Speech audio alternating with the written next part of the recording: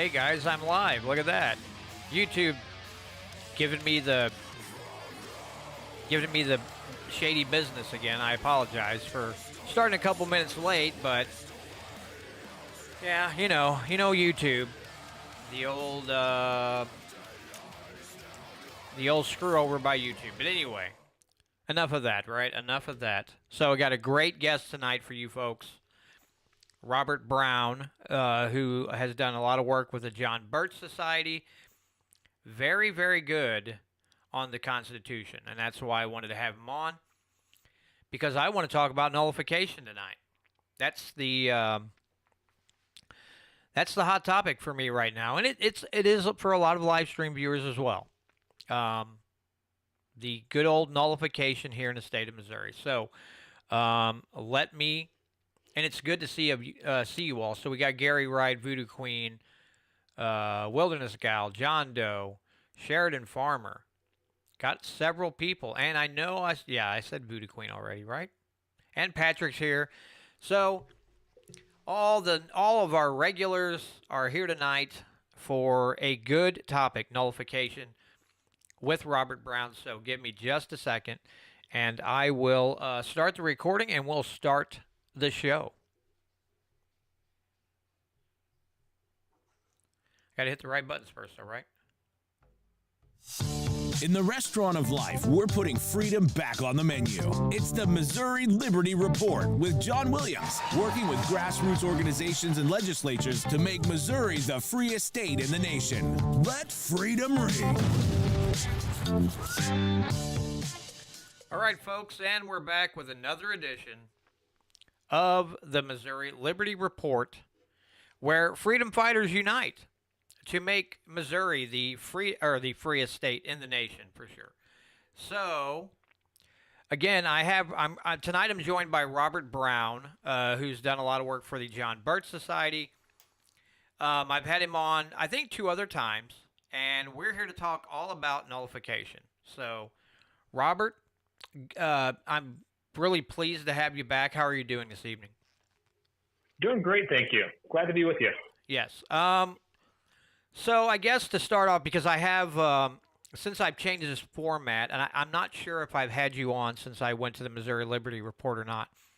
So I don't think so. Okay, so why don't you give all of my listeners, I've got a lot of new viewers and listeners, kind of give everybody a little bit of your background and kind of what you do as far as, presentations you do on the Constitution and things like that. Sure. So a number of years ago, I produced a 6-lecture video series called The Constitution is the Solution, which can be found on YouTube. It's also available on jbs.org. I produced it and gave it to the John Birch Society, and they use it as their course on the Constitution. Since then, I've also done a number of other presentations that are online, both on JBS and on YouTube, on various topics, including the Article 5 Convention, on nullification. I just produced a new one in December on nullification.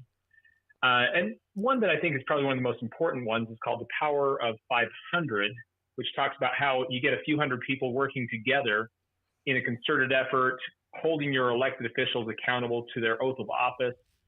And the idea is 500 within a congressional district is enough to start to get your congressman's attention. 500 reaching out to the community, getting people aware of voting records and things of that nature. That's something that I've done in Montana when I lived there. We got Denny Reberg to start following the Constitution really quite well. In a matter of about 4 months, he pretty well just suddenly became a constitutionalist. And so that's probably one of the most important things, is just that knowledge that we, the people, still have that power if we know how to use it and choose to do so.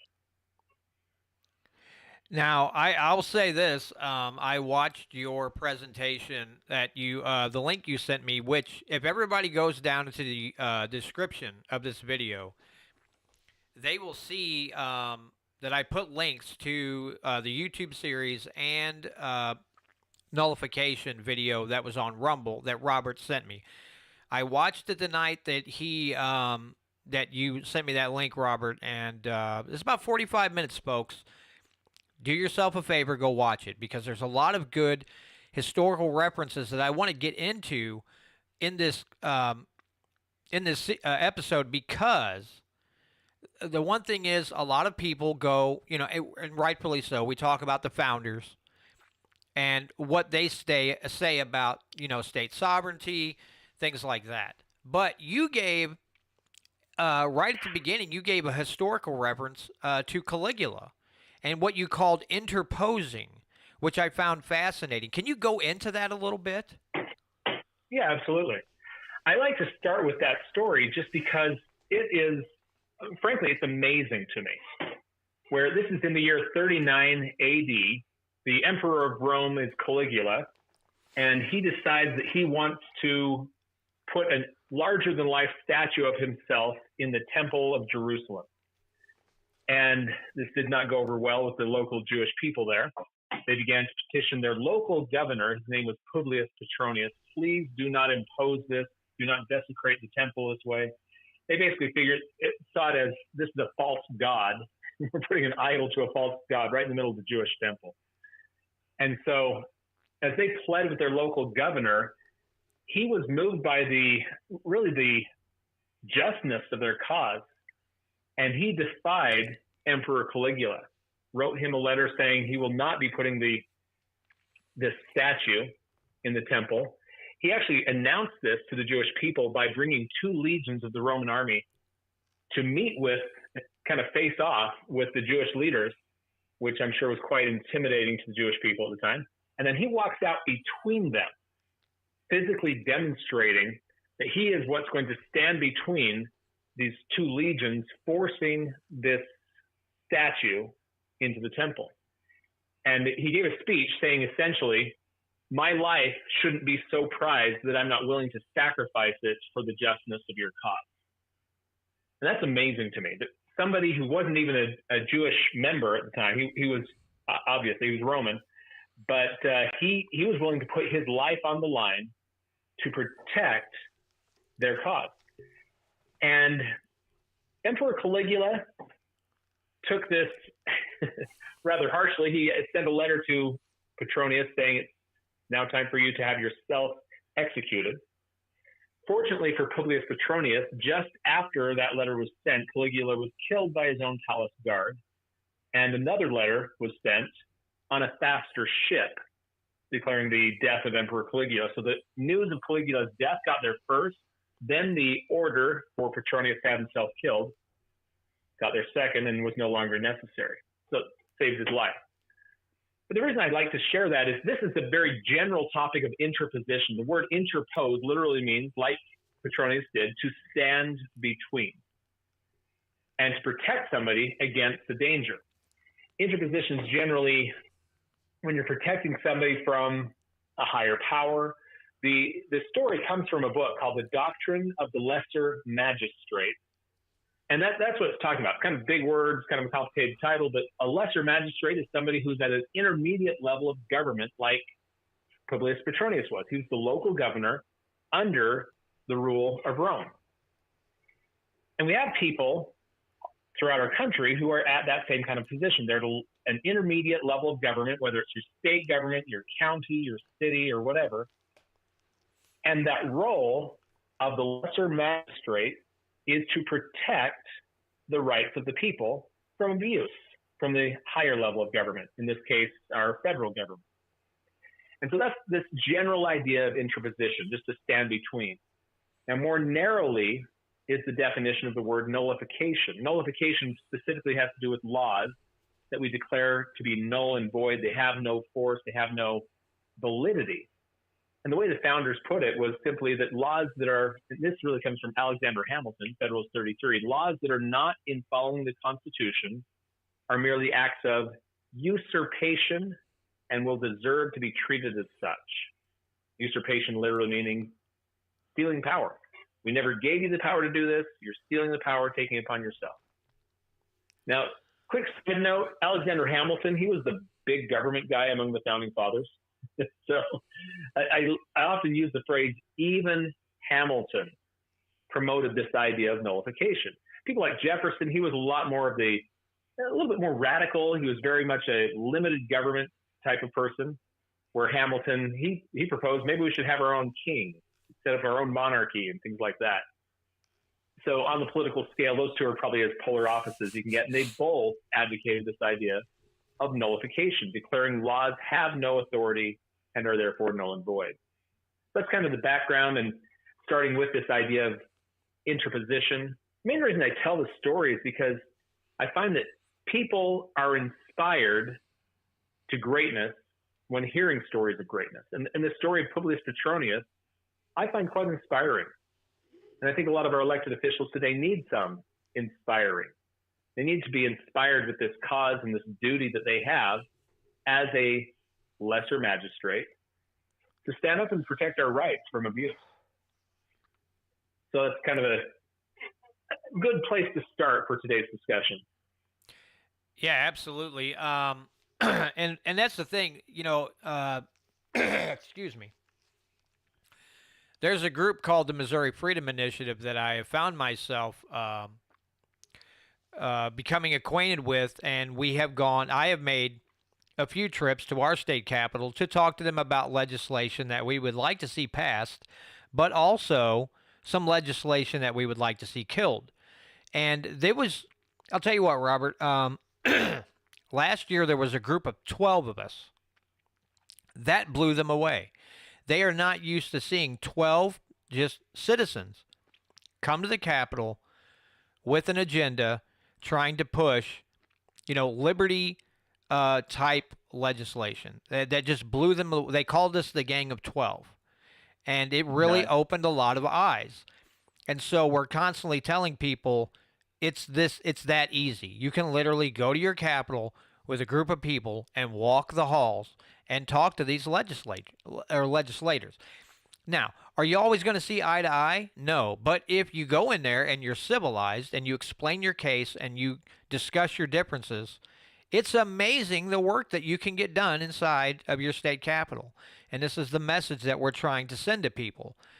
Because when they were telling me about it, I thought, this sounds almost too good to be true. And then I went up there and I was like, wow, it is really that easy to just walk in there and start talking to these people. And we killed a bad ballot initiative thing, something they were trying to cram through at the end of the session, and we squashed it. And then, I'm sure you're familiar with the Second Amendment Preservation Act here in Missouri.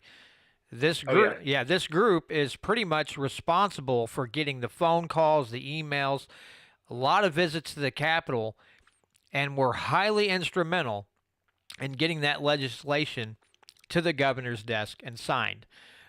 So that's the kind of thing we're talking about, and I wanted to have you on because of your knowledge in constitutional knowledge, but historical knowledge as well, and that a lot of, there were several founders that really emphasized nullification when, Congress would pass a law that was repugnant to the Constitution. So I guess from the beginnings, because I don't know a lot, Robert, so you're going to have to fill me in a lot. I know like it was at the Kentucky and Virginia resolutions. Things like that were, nullification. But are there earlier cases in our country's history than those two that you could point to as nullifying something that was bad coming from, the federal government? In any major way, the first really major push for nullification was the Kentucky and Virginia resolutions of 1798. There were other small things here and there, a little bit of pushback, but nothing major or concerted. But on the topic of interposition, the general just standing between and fighting against tyranny, things earlier like the Magna Carta, the whole Boston Tea Party, really our entire American Revolution, as it's often called, is all interposition, which is kind of this, it's a more general term. Nullification fits within the category of interposition. As far as nullification, that was really the introduction of the word nullification.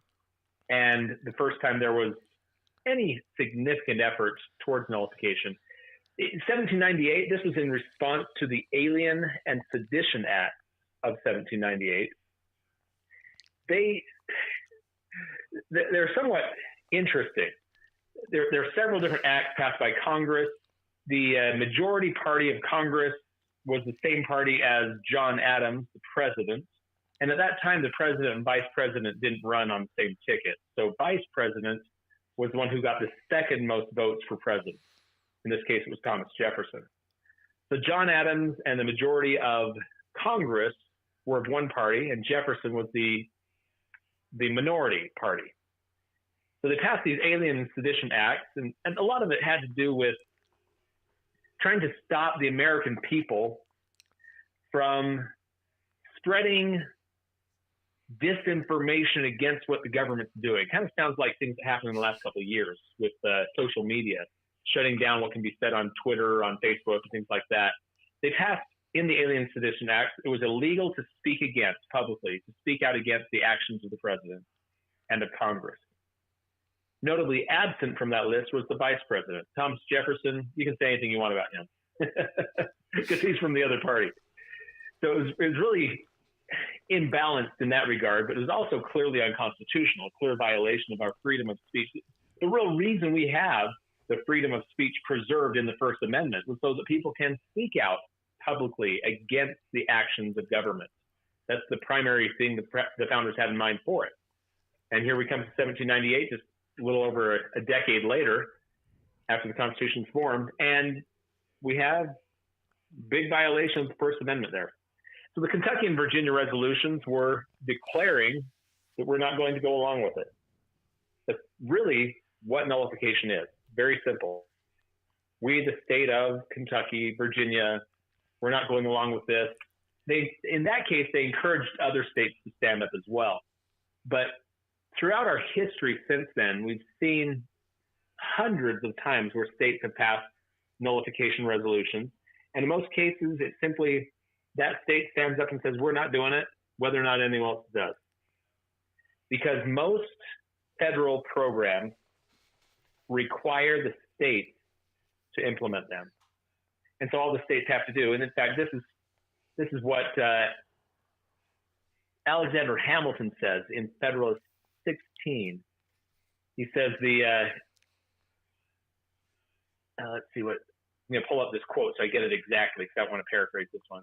If the cooperation of the state legislatures be necessary to give effect to a measure of the Union, in other words, if we need the states to implement this law, they have only not to act or act evasively, and the measure is defeated.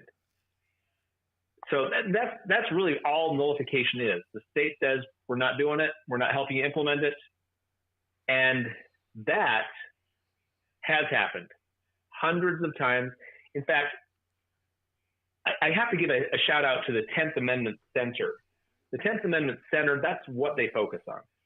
And every legislative session, they're tracking various nullification bills. Every year, there are a number of nullification bills introduced all across the country.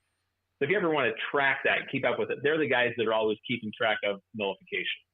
They're always publishing various things about it, encouraging it, and so on. So great resource there, the 10th Amendment Center on nullification topic.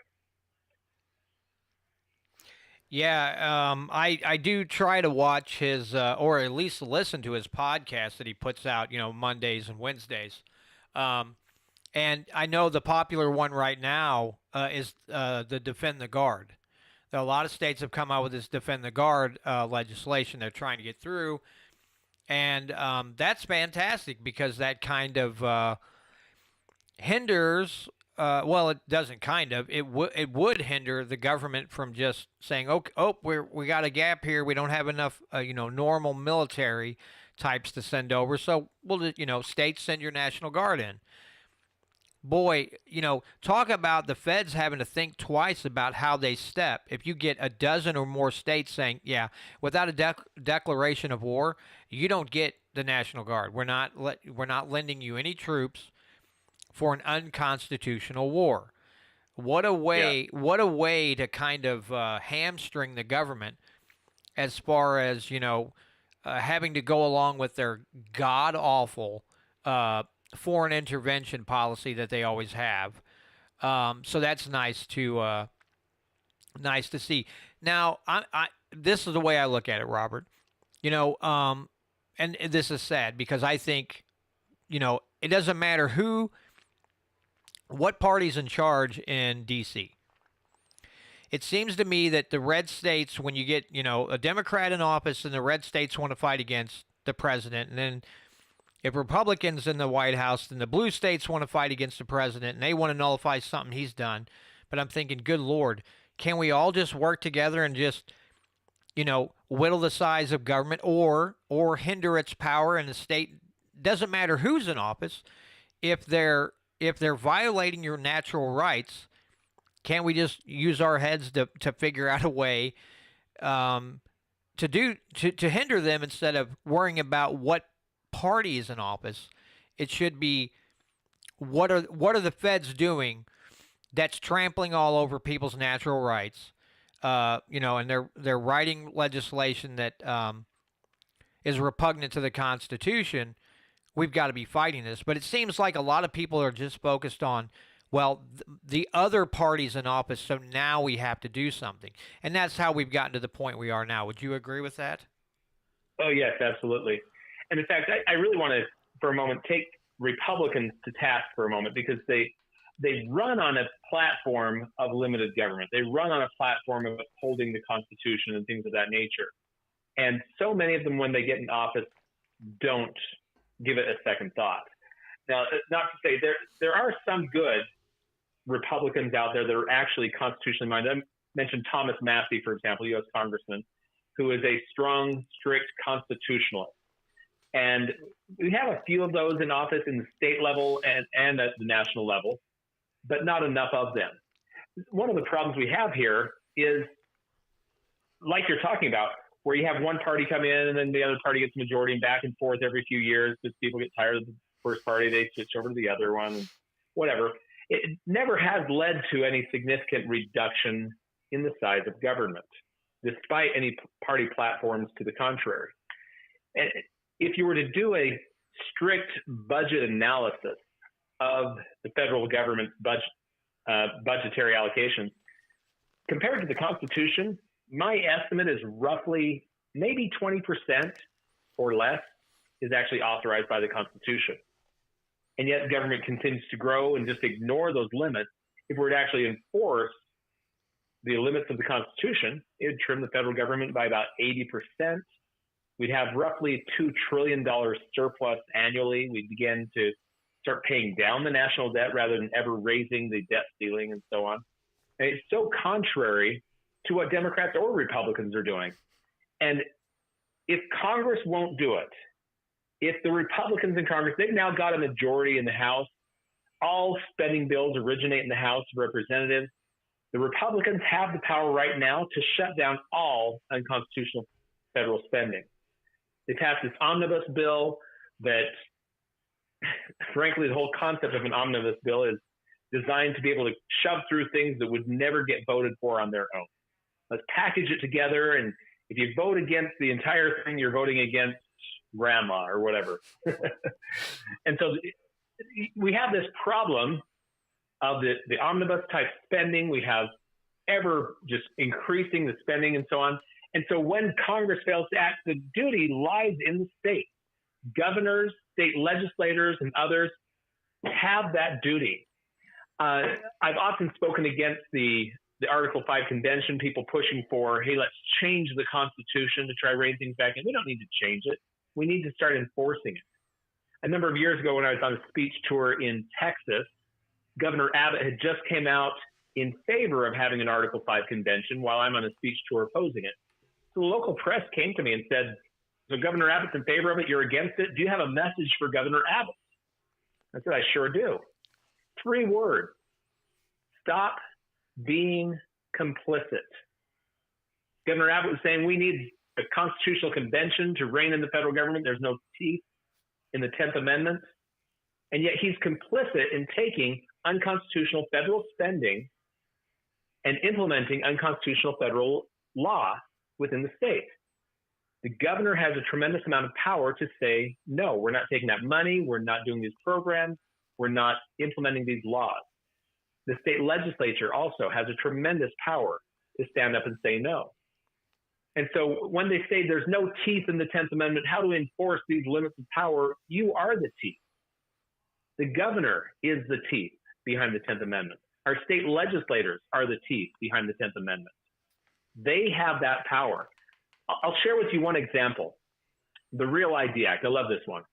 The Real ID Act of 2005. 2005, that's, what is that, 17 going on 18 years ago now? Yeah. And they still have not implemented the Real ID Act. When I shot the video, in the nullification video that's in your comments on today's podcast on YouTube, the day I shot that video, I showed an image of when you're going through the TSA lines. There's this sign that says, "Be your real ID self," and it says, "Be ready by May 3rd of 2023." And the very day that I gave that presentation, they backed off that date. So I walked out of that presentation, got the news, I was like, great, it's already outdated, because they pushed it back another 2 years. It's now May of 2025 that the Real ID Act is now supposedly finally scheduled to go into effect 20 years after the law was passed by Congress in 2005. Why is it taking them 20 years to get the Real ID law passed? Well, the reason is, when it first was passed, 12 states said no. 12 states said, we're not doing it. In fact, I remember in Montana at the time, they passed a law, and the Democrat governor, who was against nullification, he even signed it. They passed a nullification bill saying it is a felony crime for any member of state government to help the federal government in any way in implementing the Real ID Act. And that stopped it. And a few years later, a couple legislative sessions later, we got up to 28 states passing nullification bills saying we're not implementing the Real ID Act. And so the strategy the federal government has used is threats and intimidation. This sign, if you've flown on the airlines much over the last decade or so, they've had this sign up continually, and they just keep changing the date on it. This is going into effect in October of 2010. All right, never mind, 2012. All right, 2016. Okay, never mind, 2020. We mean it this time. And then 2023, and they just extended it again for 2025. And as long as the states keep saying no, it will never happen. That's an important power. That's important for the states to know. As much as they threaten, and here's the threat: the citizens of your state that don't have a Real ID compliance identification card, typically a driver's license, won't be able to get through the TSA security at the airline. And they were threatening for a while, people from the following states won't be able to fly on the airlines, and everyone gets concerned about that. And so another state buckles and starts implementing the Real ID compliant identifications, which, by the way, puts you into a facial recognition national database. That's the main key on it.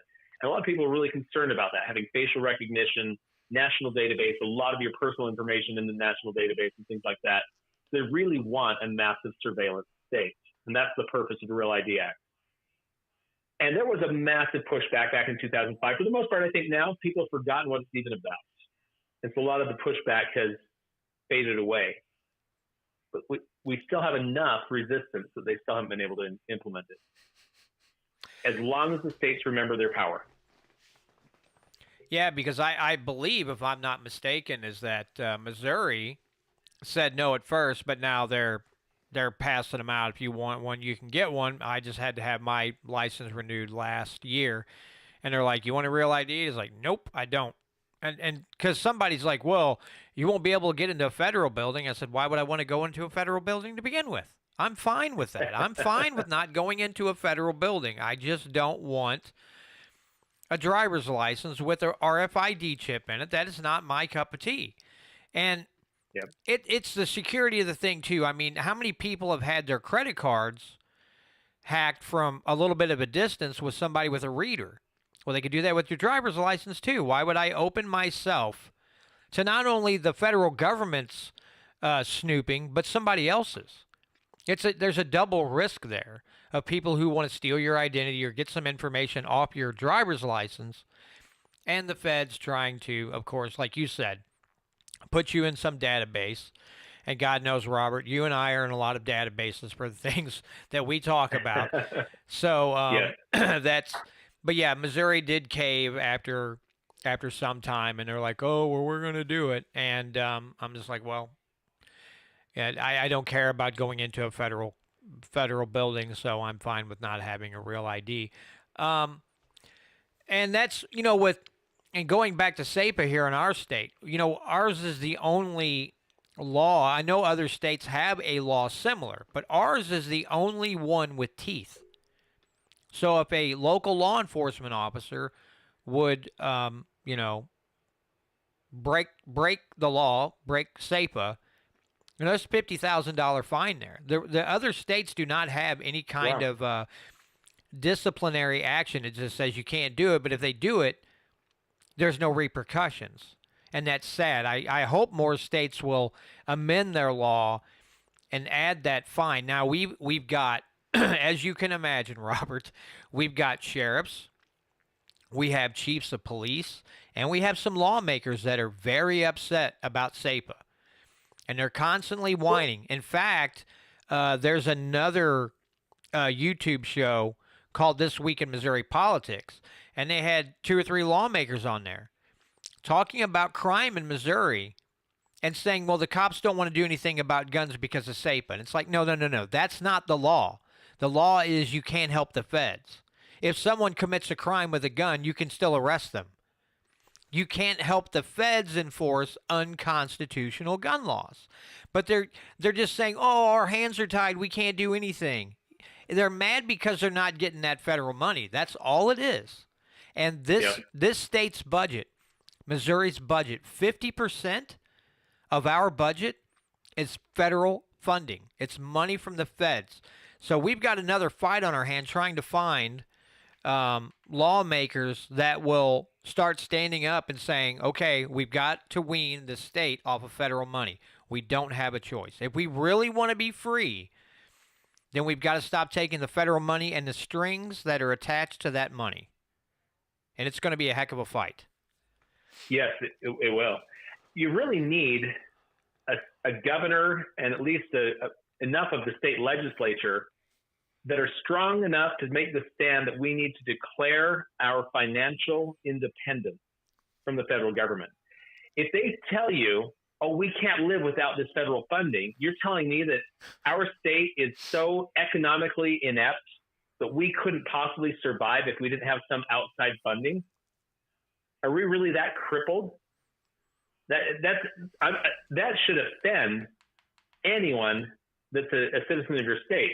That you don't think we can survive financially? We can't fund our government without help from outside? Of course, where does the money ultimately come from? It comes from the people anyway.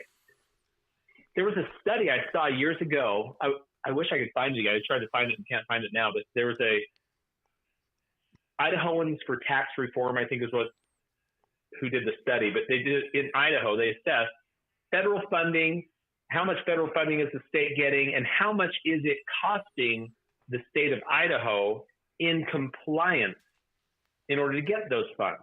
All the different things that we have to do to get the federal funding cost us money as well. Plus, we have to contribute our funds, things like that. And in the end, they concluded that the state would be ahead financially if they cut off the federal funding of everything and didn't have all the additional funding necessary to go along with all the compliance requirements to get that funding. It'd be interesting to have a study like that done again in each state, because I think we'd find something very similar to that. The states would actually be financially ahead without the federal funding and all the hoops they have to jump through to get it. That's something that I've never considered before, Robert, and that's a good point. Maybe we need to dig into that here in Missouri and see if somebody would do a study to show people, hey, we would actually save money if we stopped having to be compliant with all this nonsense from the feds. I mean, I guess if you look at it in a market type of way, it's just like an industry that's more heavily regulated, has less competition. The prices are for everything. It costs you more money. And when you're not having to be compliant and you're less regulated, everything gets opened up, more competition, and costs are cheaper. So I guess we could equate that to like a free market stance, where if you're, if you're not being shackled by regulatory commissions or bureaucracies, then you can operate and, be more profitable, and everybody around you that uses your product or service saves themselves a lot of money. And that's, I did not know that study had been done. I'm going to have to look into that because somehow or another, we have to get, if these legislators won't do it, we have to get some in there that will actually say, yeah, we need to stop. We need to stop taking federal money, because we have a lot of Republicans. We're a Republican majority legislature, but we've got an awful lot of rhinos in there, and they love their government money. I don't remember the time span, Robert, but our state, which isn't much, our budget is now $49.5 billion. It's literally grown like over $20 billion in the last like 5-6 years. Now, some of that's all the COVID money.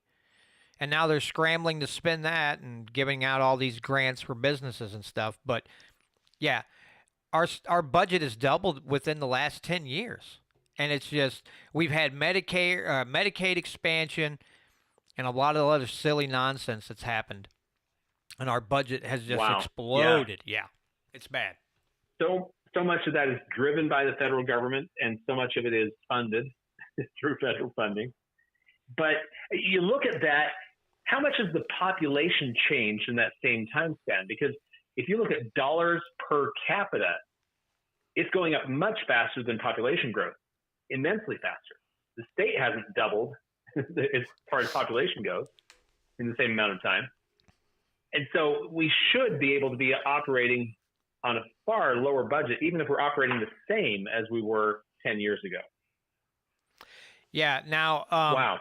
Yeah, just to bring attention to something else to you, Robert, too, we have a bill proposed in the state by Senator Eigel. It's a gold and silver bill here in the state of Missouri.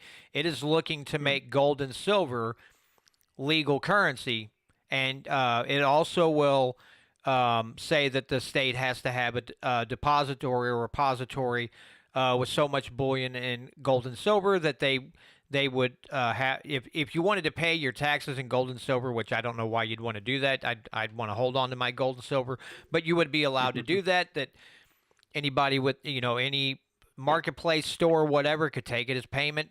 There will be no capital gains tax from Missouri.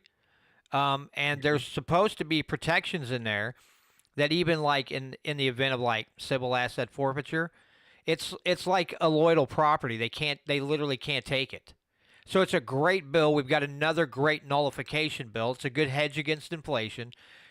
But it also brings back, something that's tangible that you can hold in your hand, has intrinsic value, and holds its value against a horribly inflationary fiat currency. Yeah, if we ever get to the point where we're seeing inflation, right? Oh, yeah, because it's not that bad. Yeah. Right, exactly. Yeah. And if you listen to Robert Reich III, inflation on Twitter, inflation is not caused by government spending. It's caused by those greedy corporations. And it is, Robert, it is astounding to me the amount of people that believe that. It is horrifying. Yeah. Go to the Constitution as a Solution. Watch video number 3, Constitutional Money. There you go. Clearly defines what is constitutional money and why. The Constitution is designed so that we're not supposed to be using paper money. I know. It's weird how following the Constitution is so weird when it comes to money, whether it's gold and silver or whatever it is. It's so odd that, and that's something that's something else that they're trying to get across to people. Like literally, gold and silver is in the Constitution. It's literally there From the the founders of this country said gold and silver. Article 1, Section 10, Clause 1. It says, no state shall make anything but gold and silver coin a tender in the payment of debt. So the states are not allowed to be using anything but gold and silver. Yeah. And yet none of them are doing so. So the gold and silver law that you're talking about that's being proposed in Missouri there is trying to at least take a step back in the direction of obeying what the Constitution says they're supposed to be doing. And one other aspect to that law is that anyone that's receiving payments from the state would be able to then request they be paid in gold or silver. And the purpose of that is to get gold and silver in circulation by a large enough entity, such as a state government, that it becomes a viable alternative currency. Yeah, and that's nice too. Well, another thing is too is that which you're in Utah now, so that the UPMA Bank, there's talks that if this bill passes, that they will put a branch here in the state of Missouri. It's nice to see a domino effect in the right direction sometimes when you do something good, and then people from outside your state come in and it's like, oh, we want to be a part of this. That's the fantastic part, because again, I guess we're when you're setting a good example, the people that understand how things are supposed to operate within the realm of government will come in, and that's our goal, to make Missouri the freest state in the nation. Now, it's going to take some time because we have a Speaker of the House, and apparently the majority floor leader are beholden to money, and they don't really seem to give two craps about the will of the people. So they're making our lives a little bit hard. And so we've got to change our tactics a little bit, but that's not going to stop us from doing what's right. And something else too, Robert, that we do. So when we look at bills, we try to that we're going to support that year and try to help get passed. We look at the bills that will help the most amount of people. Instead of saying, oh, this bill will help this certain sector of the population, we try to back legislation that seems to help everyone across the board, as in trying to get rid of personal property tax. Someone's looking at trying to get rid of the state income tax, things like that. Working on those things, because as the Missouri Constitution states, if you're going to pass legislation that everybody in that, within that law, everyone has to be represented equally. But we're seeing agricultural tax credits, which are unconstitutional in the state of Missouri, and a lot of things like that certain little special interest groups are getting their piece of the pie, and everyone else is left standing out in the cold. Yeah, exactly. And one of the biggest things that we need to put out there to the American people is the concept that, like I was saying earlier, we the people have the power. When we step up, when we use our voice, we can get things done. What you're doing right now, having, for example, your Missouri Liberty Report, getting good liberty information out there to the people, helping people become aware of the power that we have and the bills that are coming up where we can push for liberty, calling out people that are stopping it, and so on. We need more awareness. I've said many, many times at the conclusion of my speeches that when we, the people, understand and demand adherence to the Constitution, only then it will be followed. And so everything we can do to spread principles of liberty, understanding of the Constitution, sound economics, the need to end the Federal Reserve by, first of all, we need to expose it. In my lecture series, we talk a little bit about that. The Federal Reserve, they did a partial audit a number of years ago, and just a partial audit showed massive financial crime going on there, which hit the round file for the mainstream media. They just ignored it completely. Very few ever posted anything about the audit of the Federal Reserve that did happen, partial audit. And yet, all of this information, the more the people understand these things, the more we can push back, the more we can put the pressure on people like your Speaker of the House, on your governor, on various key people within the state. because just referring back to when we had the Real ID Act in Montana, and the liberal governor signed it. And he made it look like he's all in favor of this. He's the champion of this cause of nullification of the Real ID Act, when he'd previously spoken against nullification as being an unlawful act. But there was enough of the voice of the people demanding it. He got out in front of that movement and pretended to be its leader. That's fine. As long as they're voting the right way, I'm good with that.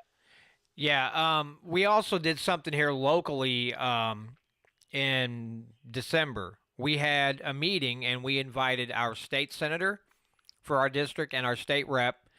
We had a few speakers, and we had more people showed up than I thought. And one gentleman that came said, 20, 30 years ago or even more, this was the norm.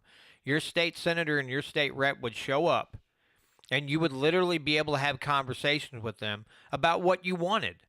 And they both showed up, and it went pretty well for the most part. And we do have a gentleman here that listens to this show and is part of the Missouri Freedom Initiative.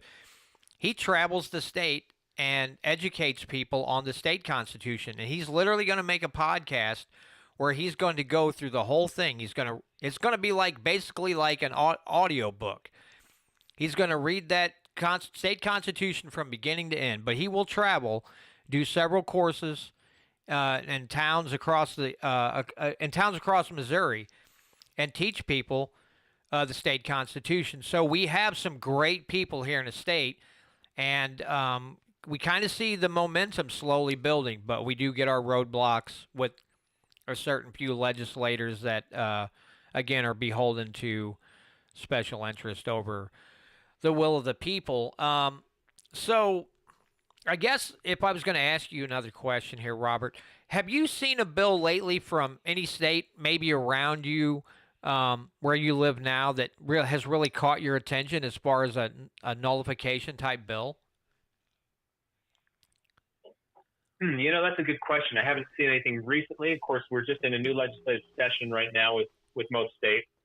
And so I haven't yet seen reports of what's being brought forward this year. But that one that you mentioned is one of my favorites, the gold and silver coin, or gold and silver currency one. There's another one, and this is one that I've seen spreading for a number of years, little by little, where states are promoting the idea states are proposing to have a committee in the state legislature whose sole purpose is to review whether it be executive orders or acts of Congress or whatever for their constitutional authority, and to make recommendations to the state government accordingly. This particular resolution or this bill from Congress has no constitutional authority. We recommend the state of Utah, Idaho, wherever, to recognize it as null and void. And so it's basically a nullification committee. And I've seen that done a few different ways. I've seen it also introduced, I'd say half a dozen states have introduced it up till now. And so it's kind of gaining that momentum that it's no longer just this anomaly where one legislator in one state has come up with this idea. It's kind of spreading across the country where numerous states are starting to propose that same thing. I haven't yet seen it get passed anywhere, but the more states you have introducing it, the more that gives the momentum for passage. Yeah, somebody here in the state, I believe Senator Mike Moon, who is probably the most constitutional lawmaker we have. In fact, he's almost blacklisted in the Senate, because if it's unconstitutional, he just votes no. He never says yes to an unconstitutional bill. I do believe that he has proposed a bill similar to that says in any laws that the feds pass, we're going to review them, and if they're not, again, unconstitutional, we're not going to have them in the state of Missouri. So he has proposed, I believe it's Mike Moon has proposed that bill. So we do have a similar bill like that. Like I said, we're making strides, but good Lord, every time you think you got something good going on, next thing you know, some turd comes out of the bushes and ambushes you, and then tries to ruin everything you're doing. whether it's just rules on the House floor or whatever. That's what you got to try to get through to people is this fight is never ending. You can't take your eye off the ball for a minute because once you do, when they think you're not paying attention anymore, here they come right back. This is a fight that goes on and on and on. I'm trying to think of some other questions for you, Robert. Well, I guess to kind of get back to your now, how long have you been doing this? If you said it and if I didn't hear it, I apologize. But how long have you been doing kind of doing things for the John Birch Society? And I know you said you've traveled the states a lot, and that's something that I've talked to you about before. Yeah, that's correct. You've gone into a lot of states to debunk a convention of states type of thing where they want to rewrite the Constitution. There's another gentleman that goes in and lies to them, and you get to come in right behind him and tear his argument down. Tell us a little bit about that. Yeah, certainly. Well, in Article 5 of the U.S. Constitution, it talks about two ways of making changes to the Constitution. We've only ever used the first one, which, excuse me, is for the amendments to be proposed by Congress. Excuse me, I need a drink here. And so the second way, which we've never used, is an Article 5 convention when 2/3 of the states apply for a convention and Congress calls a convention. So that'd be 34 states applying for a convention. Congress calls a convention. Those that are out there promoting it on the left and on the right have various ideas of what they would love to see as changes in the Constitution. They generally won't say they want to rewrite the whole Constitution. In fact, in order to get it passed, they assure our state legislators that it cannot rewrite the entire Constitution. We're going to call for a convention for a limited topic or maybe a couple limited topics, and we can limit that convention to only those topics. And that is historically untrue. And that's where I come in. Because based on historical and legal precedent, the state legislators have no authority to limit the power and scope of the convention. This is based on the precedent set by the 1787 convention where the U.S. Constitution was written, where they went in, limited power from the state governments, and they ignored that power and said, no, we're going to represent the power of the people. And the power of the people is the highest power in the land. The states have no authority to limit that power. And that has been upheld by the courts ever since. In states, when states are having their constitutional conventions, if the state legislature tries to limit them, they get shot down by the courts, referencing that concept that these conventions represent the ultimate sovereign power of the people and cannot in any respect be limited by the state legislatures. And so, frankly, those that are out there promoting the convention, based on this, it will be a limited convention claim, are promoting it on a lie. Most of them don't know it's a lie. So I'll give them a pass on that. It's ignorant. But the leaders, people such as Mark Meckler, founder of the Convention of States Project, for example, he knows full well the history and refuses to debate me on that history. In fact, last year, the Montana Senate leadership sent him a certified letter invitation to debate me in the Senate chambers there so that they could hear both sides from a top scholar present this argument back and forth. What is the historical precedent? Can the convention be limited? Because, and I've asked this question to hundreds of people, would you support a convention if it were going to be totally open, the entire Constitution can be rewritten, and the convention could write their own rules for ratification? And nobody supports that, almost nobody. I've had, I think, 2 people say, yeah, I might support that in the right circumstances. So virtually nobody would support a complete rewrite. Let's open the entire Constitution at this convention. And so they know the only way they can get the states to sign on to this is if they promise them it will be limited. And that's why this historical precedent is so important. Historical precedent and then the legal precedent that has followed is that it cannot be limited. And nobody would be supporting it if they were promoting it honestly. So I'll use your audience here to put that challenge out there. Once again, Mark Meckler, I'm still waiting for you to have enough backbone to actually stand up, be a man, and debate this publicly. He told me about a year ago that will never happen, but yeah, he can change his mind. I'd welcome it. but he'd lose because what he's saying is false. It's blatantly false, and he knows it.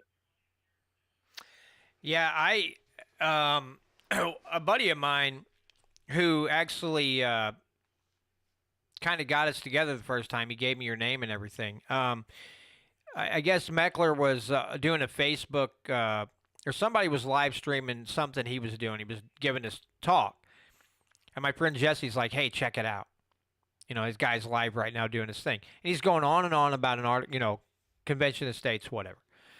So I got in there and I started typing comments, and boy, oh boy, oh boy, did they not like what I had to say. Also, I was like, hey, why will he not debate Robert Brown on this whole thing? And it was, Robert Brown's a liar, and he blah, blah, blah, and they're going on, and I was like, you've been listening to Meckler a little bit too much, haven't you? You've been drinking the Kool-Aid, because it was just funny. Here's the irony here. I want to debate him because he's lying, and I want that opportunity to show it. He says he won't debate me because I'm a liar. Which one sounds more plausible to you? There's a big hole in that argument. Yeah, that's funny. Yeah, if you're that big of a liar, you would think he would want to get up there and just tear you down, just shred your arguments to bits, and yet he's hiding. He's hiding all the time. He wants nothing to do with it, and that's how anybody with common sense knows that means he's lying because he refuses to debate. And he knows it. Yeah. Yep. Most people with a good argument are up for debate, and those without, with nothing to stand on are like, uh-oh, now we're screwed. Robert, can you stay with us just a little bit longer? Sure. Yeah, go ahead. Okay, because I've got about 40 seconds and I've got to cut. So, to those of you folks in the KEYK audience, thanks for joining me this week for another edition of the Missouri Liberty Report. Don't forget about our sponsor, slaphappybeverage.com. But also, don't forget that you have the ultimate power in what goes on in this state. And we would love to see more people come up to the state capitol and walk with us and talk to legislators.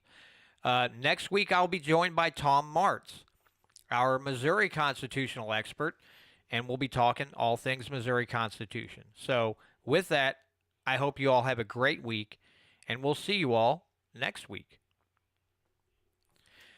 Yeah, so if you'll oblige me, Robert, you told me a story, I think the last time you were on with me, that somebody did a mock convention, and can you tell us a story? Because I found that really amusing. So, back in 2016, the Convention of States Project organization, that's Mark Meckler's organization, they invited a bunch of state legislators together in Williamsburg, Virginia, very historic area there, to have I call it a mock convention. They call it a convention simulation, where not official, there's nothing authoritative, but they basically walked through, here's what it would be like. They took it very seriously as if it was a real convention. They proposed various amendments to the Constitution, most of which would cause a strong constitutionalist to shudder, frankly. And this was with hand-picked delegates. Of the 137 delegates that were in attendance, I think there were 4 that were Democrats. And so, it was very imbalanced as far as partisanship goes. And even with this hand-picked, very conservative group, they came up with amendment proposals that most of which would accidentally expand federal power. And I use that word carefully. I don't feel like they were intending to do that. For example, there's an amendment proposal that says it refers to federal law passed by Congress, the president, or the administrative agencies. Anyone knows the Constitution knows Article 1, Section 1, Clause 1 of the U.S. Constitution says all lawmaking power, all legislative powers herein granted shall be vested in a Congress. And so if you have an amendment to the Constitution that refers to federal law being created not just by Congress, but also by the president and the administrative agency, You just expanded federal power of the executive branch. They now are legislators. The president is now a legislator and doesn't need Congress at all. He can bypass them anytime he wishes and can write laws every day of the week. That's a huge problem. Now, I mentioned this was accidentally. They're expanding federal power. If you look at the bill, or excuse me, I keep saying bill, you look at the amendment proposal, it starts off with they're granting the power to the state to, and they use the word abrogate. Just think of nullify or overturn. To overturn any federal law, whether the federal law was passed by Congress, the president, or the administrative agencies. So I get where they're going. They're trying to give the states power to overturn federal law. And they recognize that sometimes these laws and things are coming from Congress, sometimes they're coming from the president with executive orders, and sometimes it's from the EPA or some other alphabet soup federal organization. What they should have done, give the states power to overturn federal law from Congress and declare that nobody else has the power to be making these laws in the first place.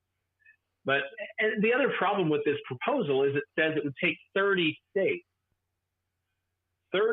passing a resolution then overturns any federal law.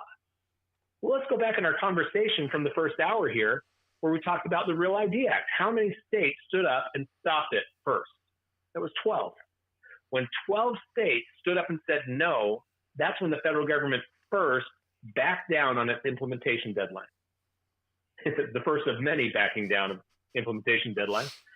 But 12 states saying no was enough to get the federal government to back down. If this amendment proposal had passed, it would now take 30. You just made it harder for the states to nullify. 12 was enough then. Oh, no, now it's 30. So until we have 30, you're going to have to go along with it. That gives the federal government power to bully the state into compliance because now we've set the standard for nullification at 30. Huge problems there. Expanding federal power, giving the president power to create law, making nullification harder for the states. And that's just a sampling of how bad these amendment proposals were. When you have people that aren't thoroughly familiar with the current Constitution, when they propose cutting into it, making changes to it, I compare it to asking your grocery store clerk to do heart surgery. He's likely to kill the patient, far more likely to kill the patient than make any improvement. You've got to know what you're cutting into. And so, in fact, I shared this proposal with one of their state coordinators, with the Convention of States coordinators, not telling them where it came from. I saw an amendment proposal out there circulating talking about federal law passed by Congress, the president, the administrative agencies. Would that fit within the limit of your convention? Oh, no, it can't. Our limited convention is limited to these three topics, and that's outside of those, so they couldn't do that. Well, interesting, because they just did at your mock convention. So what you're telling me is to have a proposal that gives the president power to create law is outside the scope of your limited convention, and yet at your mock convention, that's exactly what they did. So your mock convention was a runaway convention? Your mock convention was there to show us how this will work, showed us how a convention can run away and ignore the limits of power they were given by their state. Well, thank you for clearing that up for me. You can't make this stuff up. You really can't. It's astounding. Yeah, it's amazing. It is. It's amazing to me. And that's why they don't want to debate. There's so many of these that we could pull out at any given moment. I actually do debate from time to time on the local level. Every once in a while, one of their local people will debate me. Just over a year ago in Utah, the House and Senate bill sponsor for the Convention of States debated me. It was very polite. I have to say that up front. We were very respectful and cordial and left as friends, but they also left the debate early because it wasn't going well for them. In fact, I have to share this story because we each we each introduced our side of the argument. I presented my side, they presented their side, and so on. And then we went to questions from the audience. They submitted a stack of 3x5 cards with questions. We started going through that stack, only got through 4 of them. Because each one of those cards, as they would answer their answer and I'd answer mine, the audience applause just kept getting bigger for my answers. The 4th one, I had a standing ovation. and then they left. The fourth question, I want to share what the fourth question was, because this is a great example of why their argument is so weak. They asked, why did the Founding Fathers not include a balanced budget requirement in the Constitution? And they got to answer first. We were alternating who goes first. It was their turn. And their answer was, I really don't know. I wish they had. That was it. That was their whole answer. And I stood up full of excitement because they gave us something better. It's called the enumeration of powers. And if we were actually to obey and enforce the enumeration of powers in the Constitution, it wouldn't merely balance the budget. It would trim roughly 80% of the federal budget. We'd have about a $2 trillion surplus annually. And isn't that better than merely balancing the budget? Oh, and I also mentioned that it would make the federal government far less abusive and intrusive. They wouldn't be involved in our day-to-day life because it fit back in the box, the Constitution, that the federal government came in. That's far better than merely balancing the budget and probably having to raise taxes to do so. So yes, the Founding Fathers gave us something much, much better than this balanced budget proposal that you're proposing. And that's the same thing we see with virtually all of their suggestions, all their proposals. What the founders gave us is already in the Constitution is better than what they're proposing. So no, I don't want them to change the Constitution. We need to enforce it. We need to learn it, and then we can enforce it. And you can see why I got the standing ovation and then they left. That didn't go so well.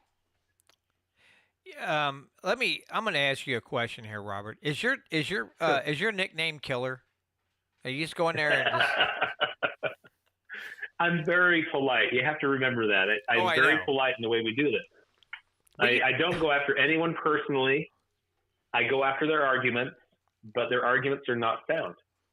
And they're going to know it, and the whole audience is going to know it. I wish I could watch when that went down, because and it's not because I want to, again, I want the truth to come out. Okay, first and foremost, but being able to watch those things would inform me. I would be better informed. And it's at least some of these states are doing this where they're allowing you to speak and informing not just the legislature, but the people as well, that there's this open opportunity for people to know, because let's be honest here. We wouldn't be where we're at now if politicians didn't lie and misrepresent and mislead people on, what powers the Constitution has granted them. They've lied, they've subverted, they've done all these things, and through the public fool system and everything else, people just think, well, our rights come from government. They're not natural rights, and all these other things. They're not natural rights enumerated in the Constitution. Government gives us our rights. It's so far off track that it's going to be really, really difficult to get people to take a step back and go, hey, look, read it. Read the original document, not what Joe Schmo said on the TV. Read the original document. Yeah. And, even Tom, he's got dictionaries that go way back, because he said if you want to know the true definition of these words, you have to get the old dictionaries. The old dictionaries with the original, definition of these words, not the new one that they've made up. So the actual intent in the wording, in the language of the federal Constitution and the state Constitution. If you do not, if you go with this word screw that they've done now, you're not going to have a true understanding of what they meant when they wrote these things down and then signed it. Exactly. The words mean what they meant at the time it was written, not in today's vernacular. One thing as well is that there are two types of people that are out there trying to teach you and tell you what the Constitution says and means.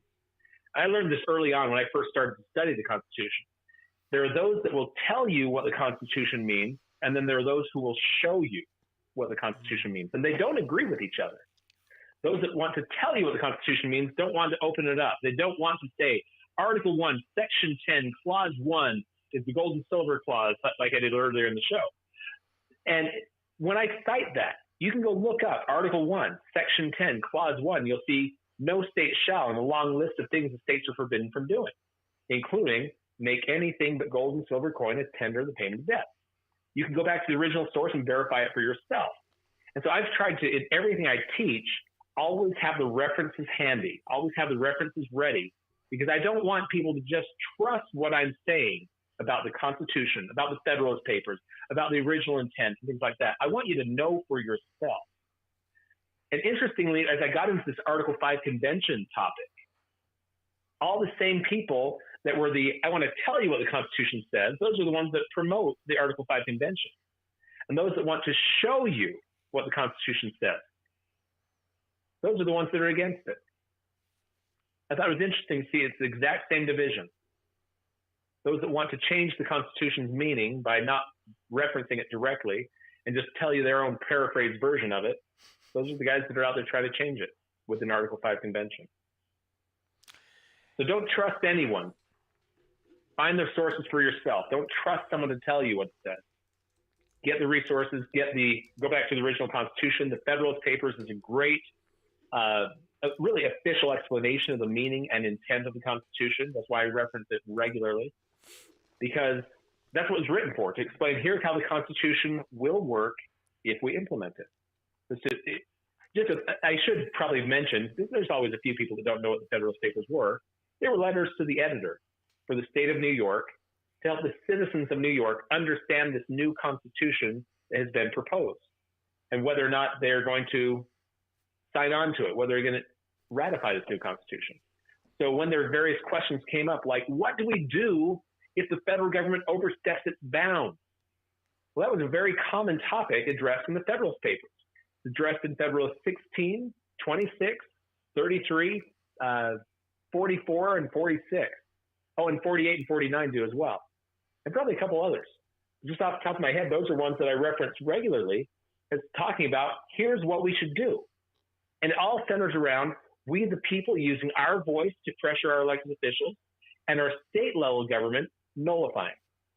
That's the answer they gave over and over and over again. If the federal government steps outside its bounds, we, the people, need to use our voice, like you keep referring to. Let's go to the state capitol. Let's talk to our state legislators. Let's meet with them. Let's let them know our voice. And when I talked about the Power of 500 as well, as we started putting that pressure on our U.S. congressmen, they start to hear it when enough of us pull together in doing that. So we, the people, have a responsibility, and we, the state governments, have a responsibility, clearly outlined in the Federalist Papers. That's how the Constitution was intended to work, with nullification. And, okay, I've got to introduce my favorite word from Madison. It's the disquietude of the people, he says in Federalist 46. Disquietude. The people are speaking out. They're no longer keeping quiet about your actions. They're speaking out against you. So if you're a governor, you're a state legislator, and you're getting a lot of disquietude from your voters, they're not happy with your actions, they're speaking out against you. Yeah, I'm kind of glad that you made that comparison between those, those who actually know it and those basically who say they know it, but without proof that they actually know what they're talking. Because again, with a lot of lawmakers, whether it's in a state or at the federal level, they cite it, but they've never looked at that Constitution. They have no idea what that thing says. They have no idea what it means. They cite it when they think it benefits them. But if you were to debate them on it and say, now, where did this come from? They wouldn't have a clue. They'd be lost. So yeah, that's a very good point. And Robert, before we go any farther, just talk to you for a second here. At some point, maybe have you come on have you as a recurring guest to go through things like the Federalist Papers, and we can brainstorm a topic, and then you can educate us. Now, I'd like to stick more with, of course, the states having the power to rein in the federal government, things like that. But I'd like to have you kind of come back several times, go through some of the Federalist Papers or some of the writings of the founders so we can really beat on this subject, because I want people to get a full understanding of it and really understand how much power they actually have within their states to nullify bad federal laws. And even an understanding of their state constitution as well is why we have people like Tom Martz, but an understanding of both constitutions, because those constitutions are supposed to kind of work hand in hand. And Right. to, preserve and protect your natural rights. So if you're open to that, I would love to have you come back on several more times and we can kind of dig into this topic, because it's fascinating to me. I love to listen to it. I love to hear about it. And again, it informs me and it informs my audience. Trying to think of any other. I can't think of anything else that I would like to talk about. But is there any other topic that you'd like to delve into a little bit, Robert? Well, we can always go a little further into all of this because, for example, Federalist 44. I mean, I touched very lightly on the Federalist Papers' backing of the concept of nullification. But Federalist 44, for example, James Madison, in Federalist 44, he addresses several questions. So it's kind of different sections. If I remember correctly, the last section, the last question he addresses is, why do state-level magistrates, that's his word for it, state-level governments, why are they required to swear an oath of office, not just to their state constitution, but also to the federal constitution? And then his answer is that it's their role in giving effect to the federal constitution. They're to enforce it. That's their job. And in fact, one of the quotes I used in that nullification presentation that I gave, where Daniel Webster says, it will be the solemn duty of the state government to interpose between their citizens and arbitrary power. These are among the objects for which state governments exist. So what he's saying is the whole reason we kept this state structure where you have a state government is so that they can interpose, so they can nullify. That's why they're there. It's there, and he used the word solemn duty of the state government. So that's a key. Federalist 44, why do they swear an oath of office to the federal constitution? Because they're supposed to enforce it. Now, here's the next question. Who swears an oath of office to the federal constitution? And the answer is everyone in any level of government, whether it's national, state, or local, whether they're elected or appointed, whether it's military, police, sheriffs, all of them are required to swear an oath of office to the federal constitution, which means that all of them have this role in their jurisdiction to enforce the Constitution and to block unconstitutional acts. Everyone at every level of government has that same duty to interpose, to nullify. So that's what we get from Federalist 44. The other one I would want to point to is Federalist 33, and I mentioned this one very briefly in passing. Here's where Alexander Hamilton addresses the Supremacy Clause. We're told that based on the Supremacy Clause, all federal acts, all federal laws are supreme. Whenever the federal government speaks, it trumps anything the states want to do because all federal actions are supreme over state actions. And that is not what the Supremacy Clause says. It says the Constitution and the laws of the United States shall be made in pursuance thereof, meaning laws that are made in following the Constitution shall be the supreme law of the land. It also mentions treaties, but our focus on the laws for a moment. Laws made in following the Constitution are supreme. And then in Federalist 33, Alexander Hamilton, remember even Hamilton, even the big government guy, points out, what does this mean? It means that laws that are constitutional do trump state law. But what does that mean, he asks, about laws that are not pursuant to the Constitution? And there he says, these will merely be acts of usurpation and will deserve to be treated as such.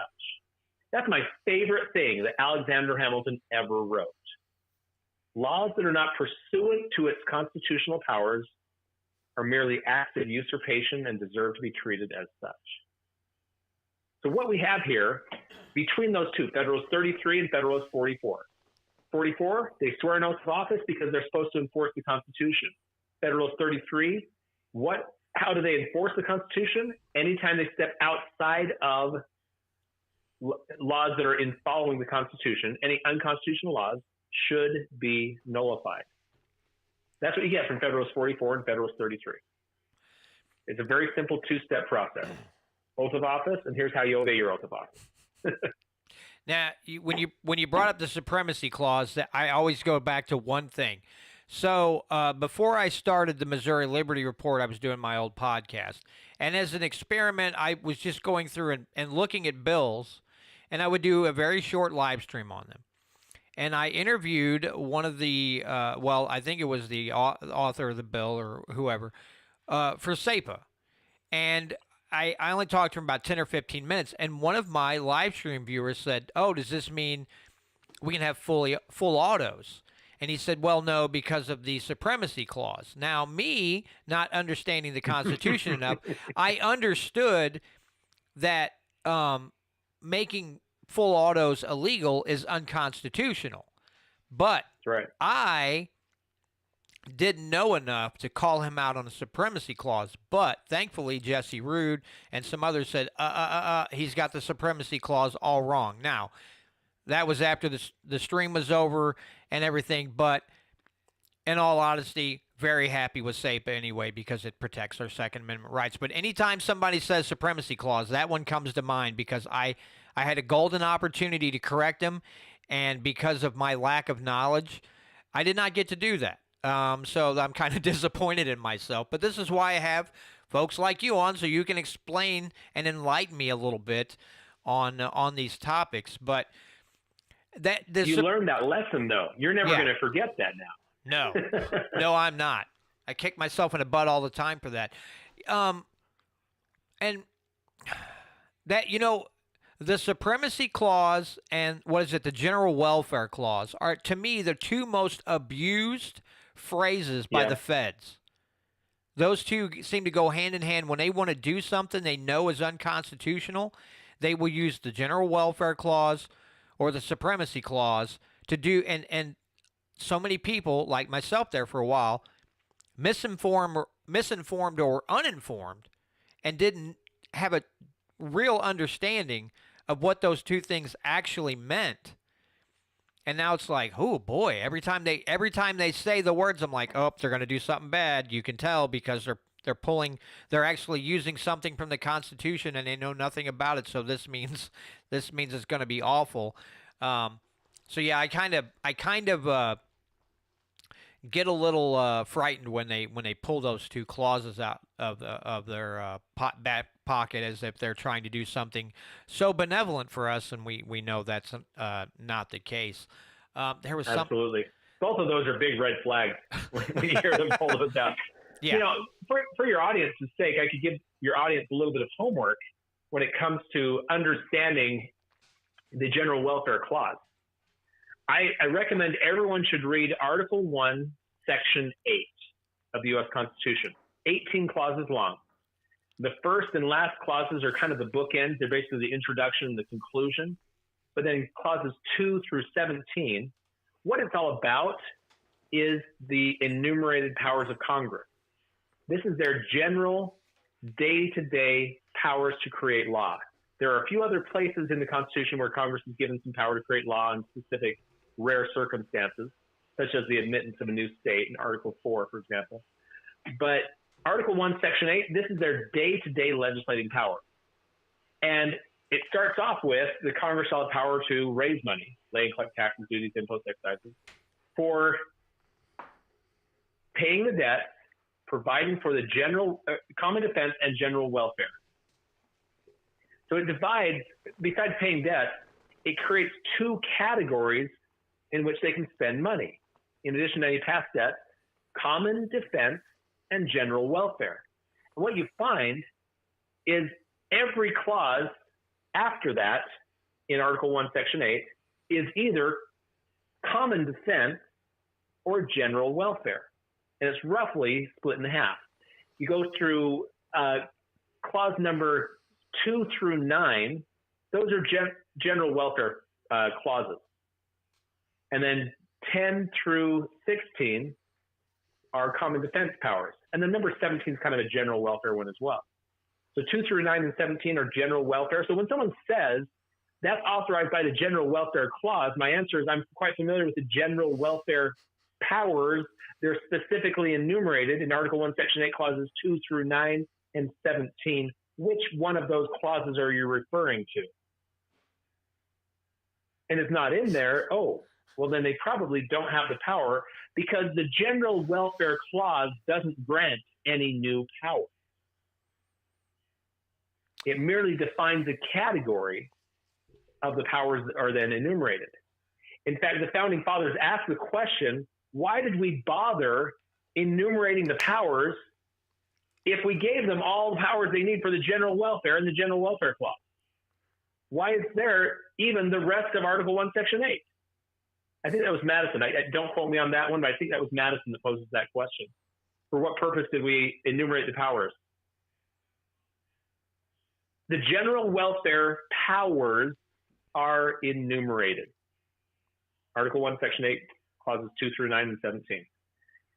And so when we have an honest look at what the Constitution actually says and means, those who are in the category of we will show you what the Constitution means, there's almost no disagreement anywhere on any part of the Constitution, because we all come to the same point if we're going to it from that same direction.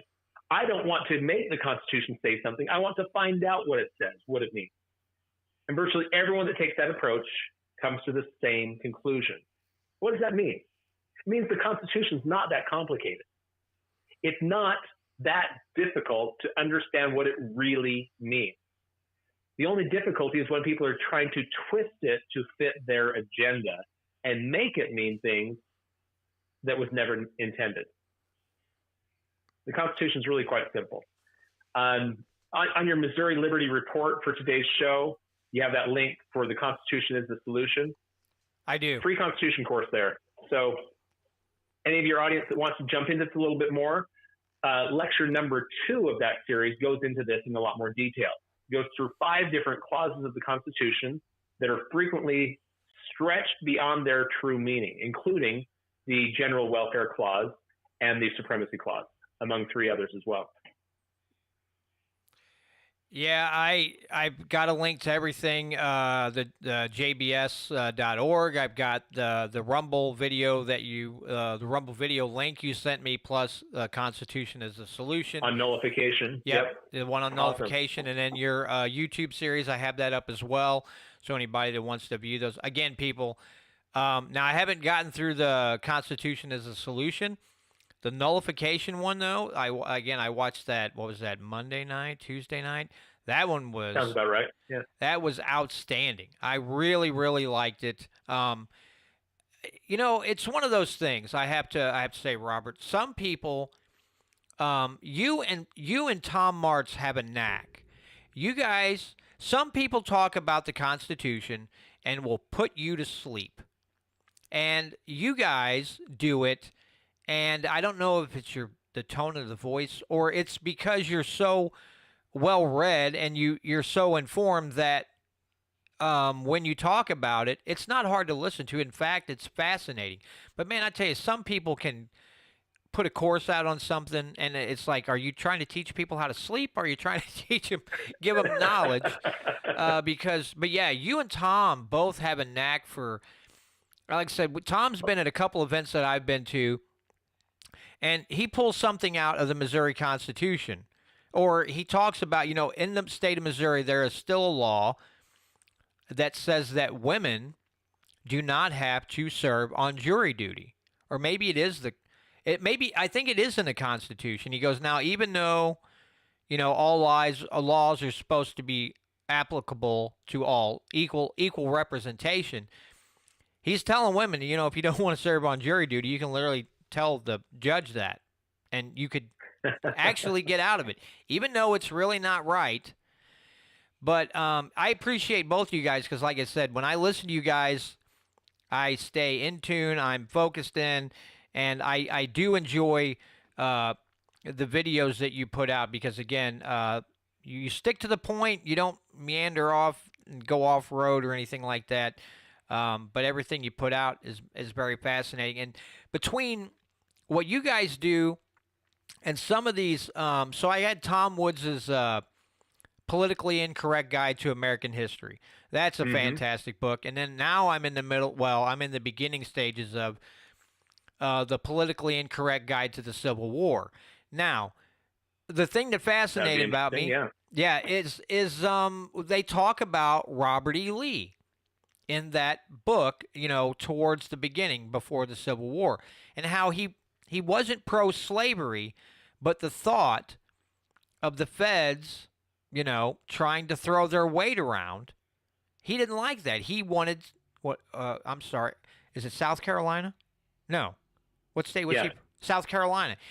He wanted them to remain sovereign because he understood freedom and liberty in the Constitution. Even though he didn't, and again, Civil War wasn't about slavery, I know this, but the people that love to... what? I know. I know. I sometimes I say things that are, very, they're well known, but I state the obvious a lot. But it fascinated me. That was not so well known, but it's good to know. Yeah. People need to know that. They do. That was not the topic. Right. The whole slavery issue was a card they pulled in at the very end. Yeah, that it's just like people think it, and it's like every time I hear somebody say that, I just want to beat my head off a hard object and go, that's not it. But it was fascinating to hear because they talk a little bit about some of the letters that Robert E. Lee wrote to his wife. And Robert E. Lee and his wife even stated they knew. Robert E. Lee said, slavery's going bye-bye. And we can, it can go away peacefully. We don't have to fight over it. It's going to go away on its own at some point. It's getting close. Pre-Civil War, he knew that. But some of the statements, and I can't, speak of them off the top of my head, but some of the statements he made about the sovereignty of South Carolina struck me when we talk about nullification and the sovereign rights of the states. They were fighting, in some ways, the same battle then that we're fighting today, the overreach of federal power. Yeah. Same exact thing. It's just, go ahead. There's a little bit of history here as well. A lot of people are familiar with the nullification crisis of the 1830s. And there's some interesting history of nullification there that we could touch on for a few minutes here as well. Because with what they called the tariff of abominations, that's really what triggered this whole nullification crisis. And what this was, there was a tariff on importation of British goods. It was passed by Congress. And the effect of this was the United States is purchasing less of British imports. And in response to that, the British were purchasing less of our southern agricultural goods. And so who does that directly harm? The South. And that's really one of the big problems that the South started facing at that time was we're not selling anywhere near as much because of this tariff of abomination, the nickname they gave it. And so, and this is where the nullification came in. John Calhoun, in particular, looked to the Kentucky and Virginia resolutions of 1798 and said, maybe we need to nullify the tariff. And that's a bizarre thing. First of all, everything the founders wrote about when it comes to nullification is that nullification is for enforcing the Constitution when the federal government oversteps its bounds and things of that nature. Does the federal government have constitutional authority to create a tariff? Well, yes, they do. So that's the first problem with the nullification that John Calhoun was promoting here. But number two, John Calhoun's version of nullification was stating that if South Carolina nullifies this tariff, it will block the tariff for the entire Union, demanding that no other state can observe the tariff because South Carolina says no. And again, that's not how nullification works. Nullification works within your own sphere. Going back to Federalist 16, when I quoted Alexander Hamilton, if the cooperation of the states is necessary to give effect to a measure of the Union, the states have merely not to act. In this case, the states can choose not to act for nullification, but that only applies to their own state. And John Calhoun's ignoring that concept, that nullification you only have the power as a state to nullify within your state. South Carolina is saying the entire Union has to obey our nullification. And then number 3, and this is where it gets the most bizarre, was our nullification, South Carolina's nullification of this tariff, will stand unless and until 3/4 of the states gathered in a national convention vote against it. So it'll take 3/4 of the states to overturn what one state has done. Now, of that, James Madison said, nullification is like putting gunpowder under the Constitution and the Union and a match in every man's hand to blow it up at pleasure. You can see why. If any one state can block any federal act and make the entire Union obey their nullification until 3/4 of the states override it, that's absurd, and it would totally shut down the function of the federal government. Any one state can shut down any federal action until 3/4 of the states override it. So you see why Madison was saying this is like putting gunpowder underneath the Constitution and the Union and allowing any man to blow it up at pleasure. Now, those who don't like nullification will often take that quote and use it out of context and claim, well, see, Madison changed his mind on nullification and was speaking against it. He's saying nullification is like putting gunpowder under the Constitution and the Union. What type of nullification was he talking about there? Here, I've differentiated, and he did too, between Jeffersonian nullification and Calhounian nullification. Calhounian nullification, nullifying constitutional acts.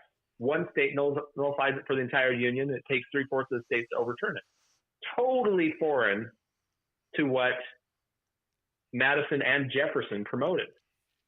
And so this concept of Madison speaking out against nullification, in fact, that particular quote where he's saying the powder of the Union quote came from August of 1834. Right during this whole nullification crisis, he's taking John Calhoun to task on his nullification concept.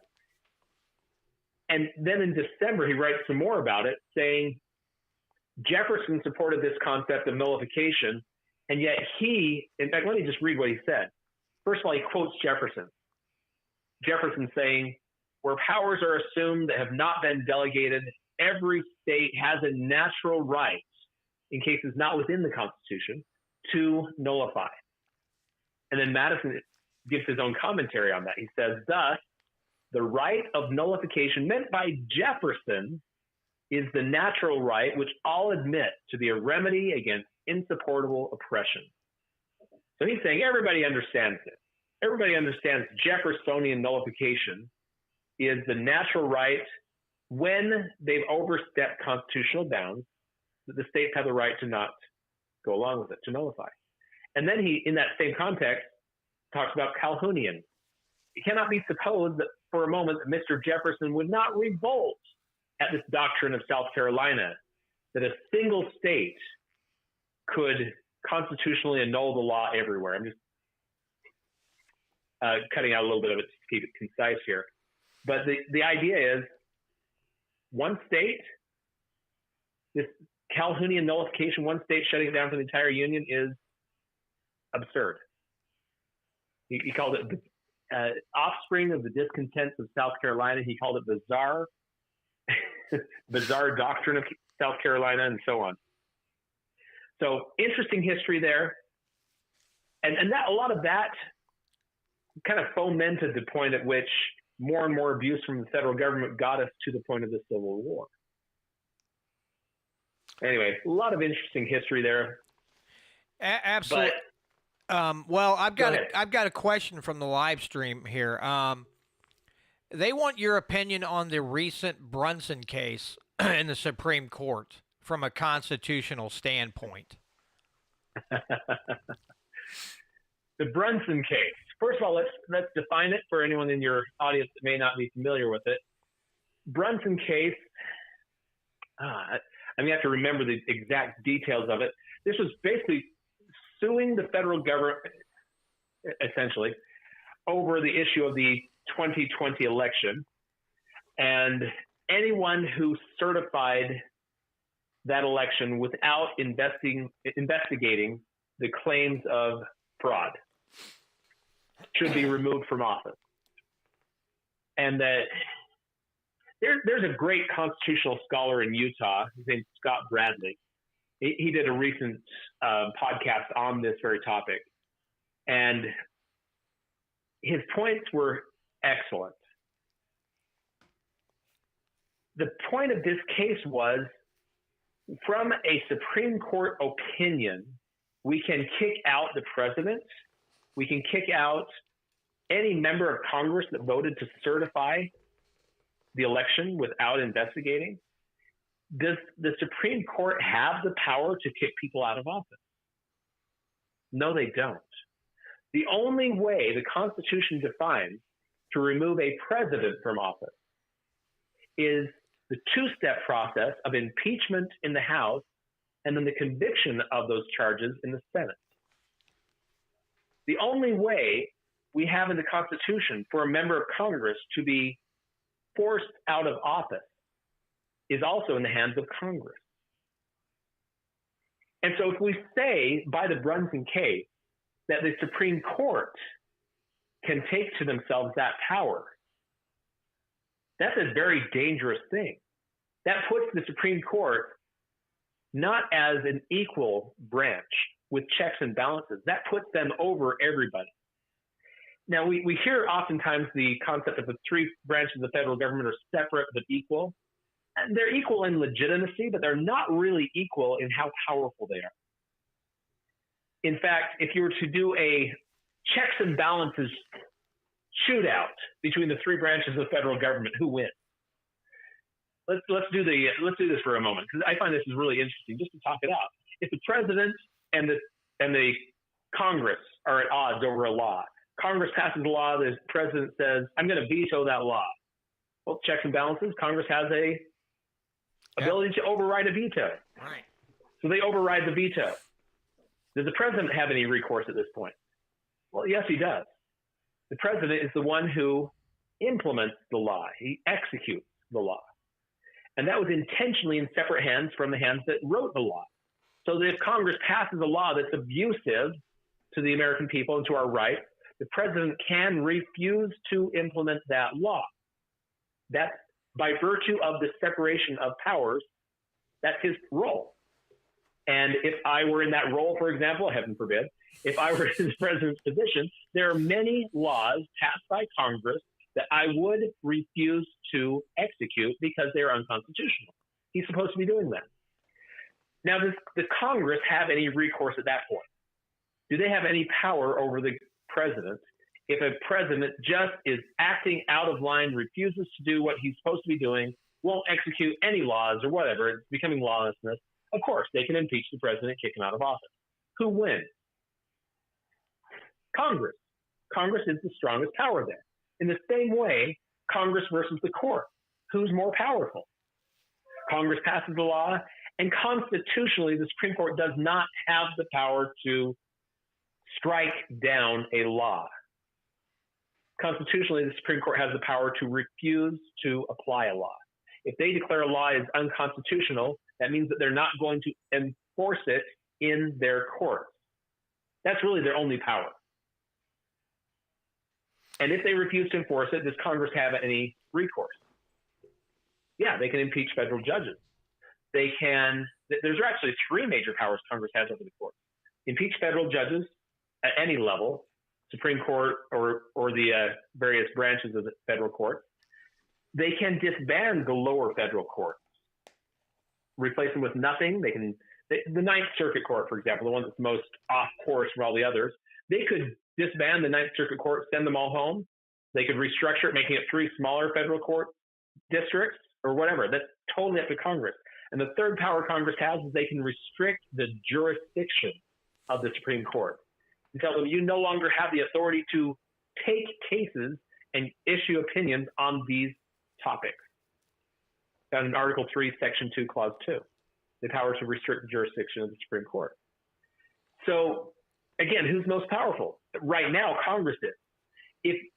If in this Brunson case, it were to go forward and they declare that they have the power as the Supreme Court to kick people out of office, they are taking the power that Congress has to themselves, declaring themselves to be the higher power. That would be a very, very dangerous precedent. So no matter what you might hope would come out of the Brunson case, that would be the ultimate legacy of it, would be really a dismantling of the separation of powers. Interesting. Now we've got one more. Someone wants to know about the what do you think about the Wickard versus Filburn case in the case of courts expansion? Oh boy. I actually covered Wickard versus Filburn in lecture number 2 of the Constitution's Solution. Wickard versus Filburn, if I remember correctly, and it's been a few years since I've reviewed this case, this is the one where Farmer Filburn had gone to court because he was being sued for producing too much grain.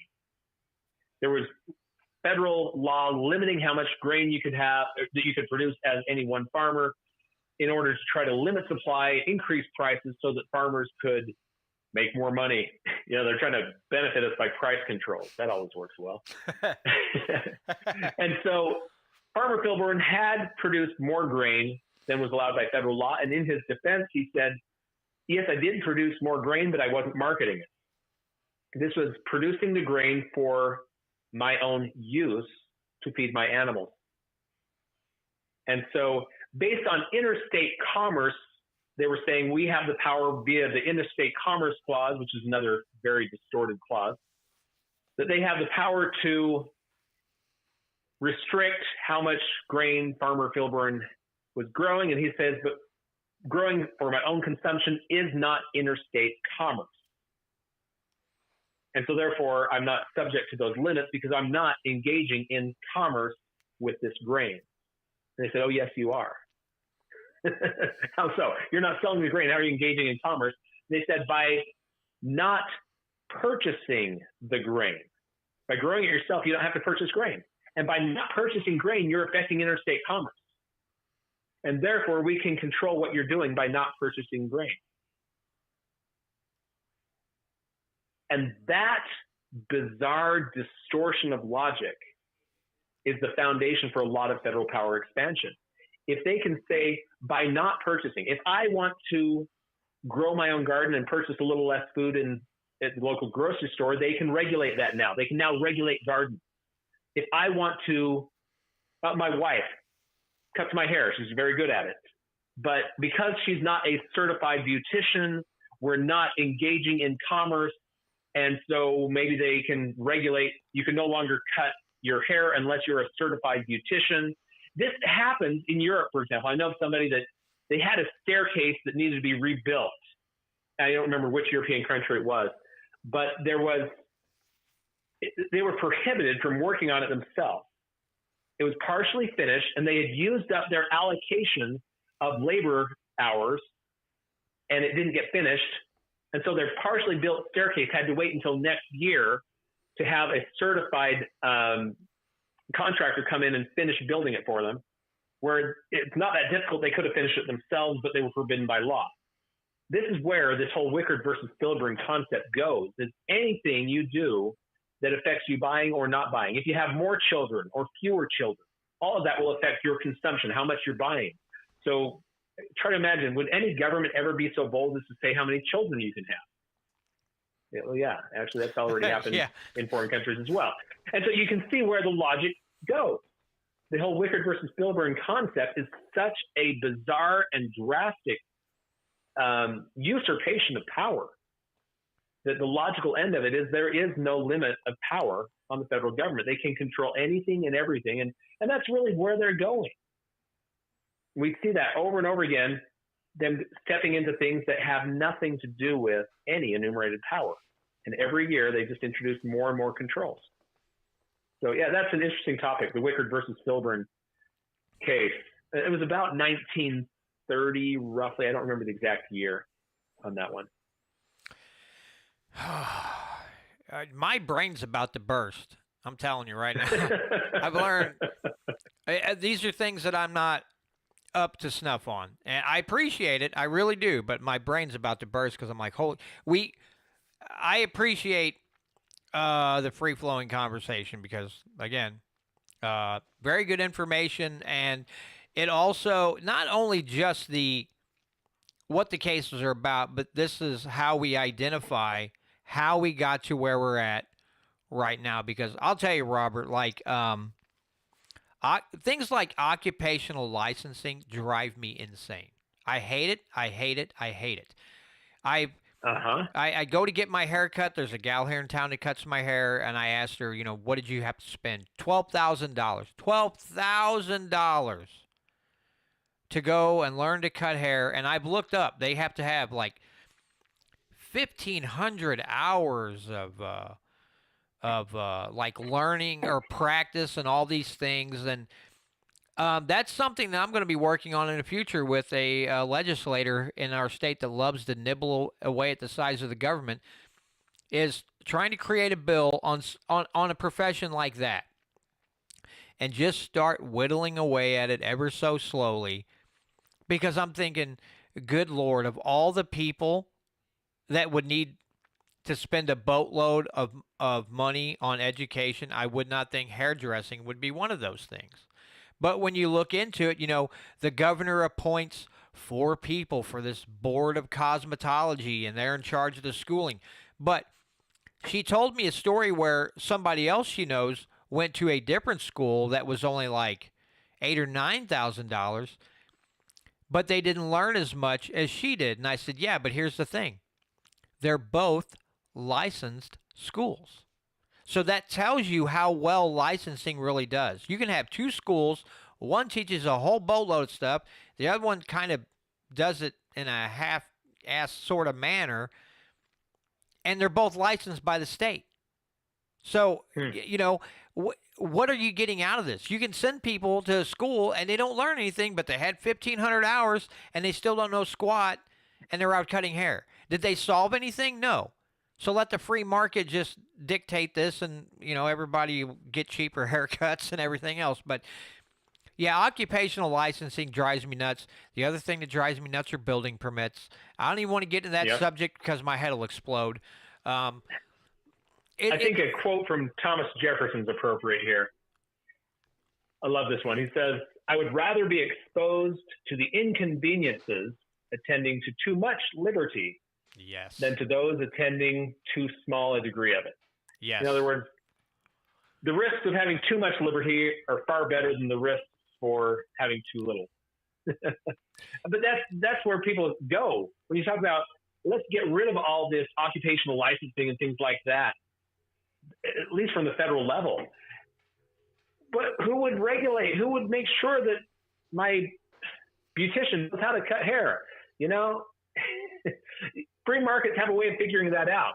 If we didn't have occupational licensing requirements on the federal level, do you think there would still be schools and certifications and things of that nature? And hey, I'm going to go have heart surgery. I might want to check that the doctor that's doing the heart surgery actually has been trained in it. Yeah. The liberty scares people often, and largely because we don't know what it would look like to have liberty again.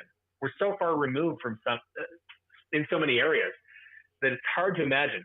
Take, for example, the whole concept of gold and silver that we were talking about earlier. If we were using gold and silver currency, the biggest argument I get against gold and silver coin is there isn't enough gold.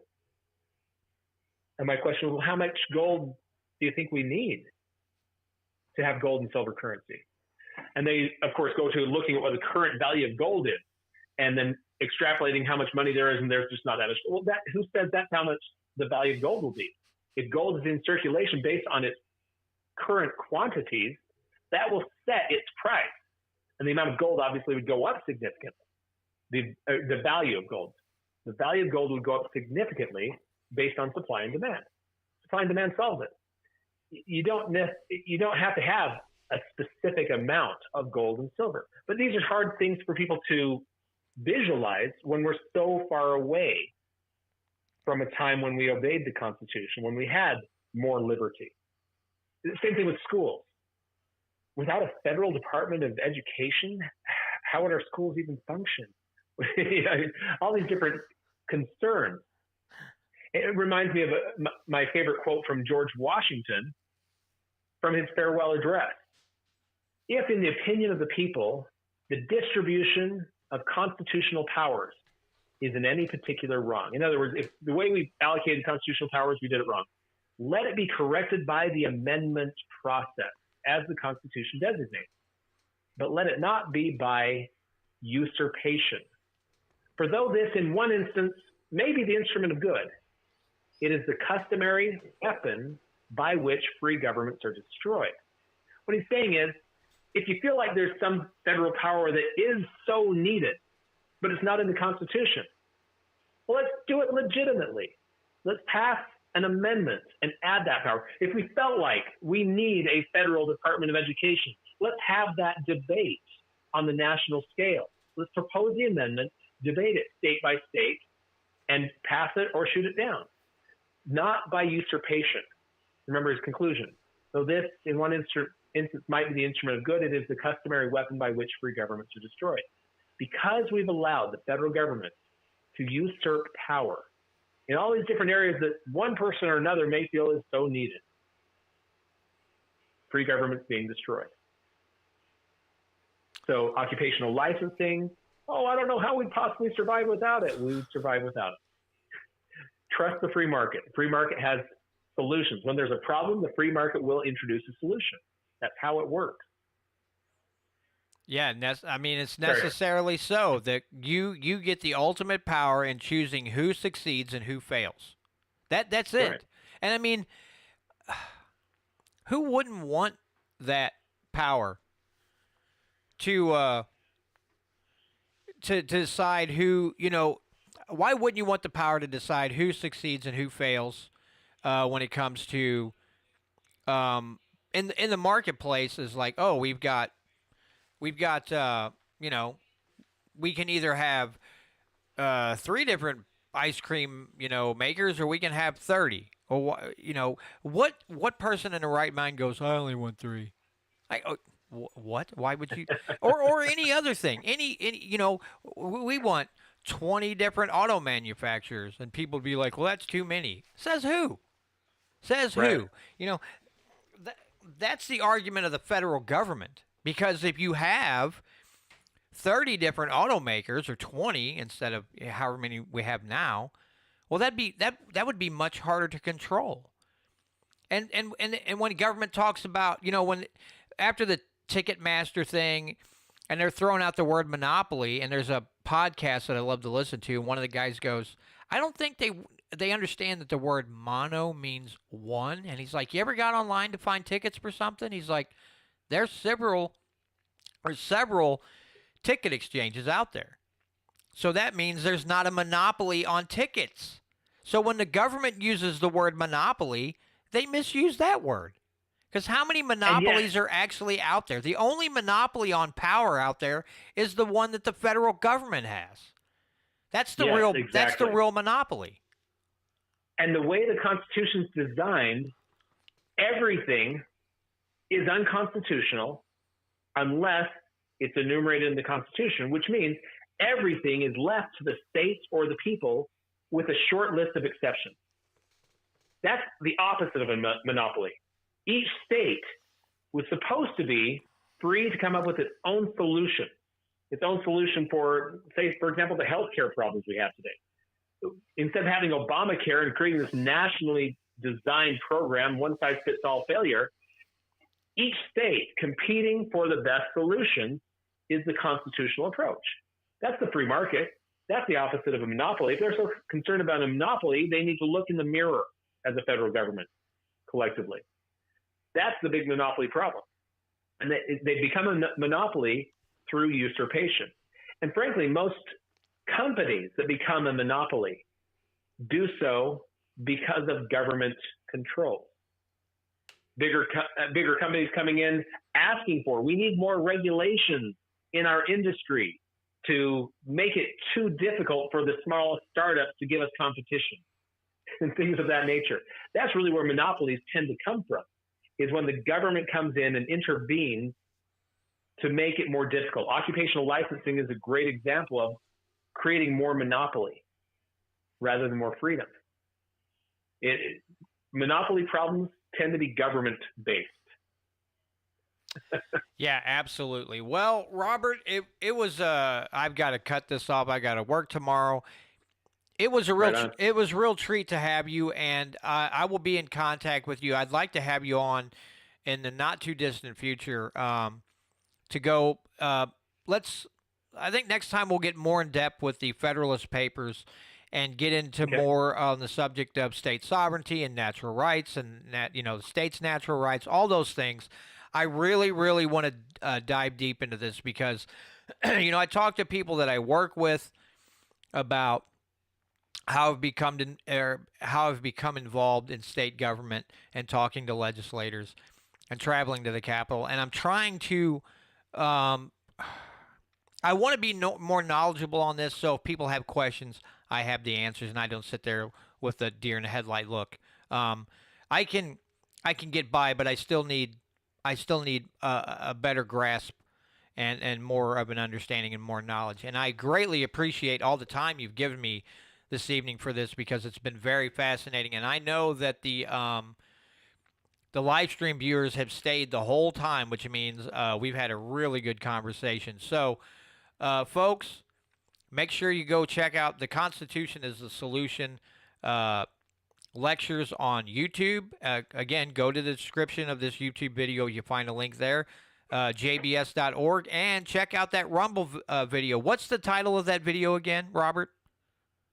Nullification, the rightful remedy. Right, okay. So check out Nullification, the rightful remedy on Rumble. It's about 45 minutes, and believe me, you will not regret it. Robert, it was a treat having you on, and I look forward to having you on very soon. Thank you. It's been a lot of fun. Have a great weekend.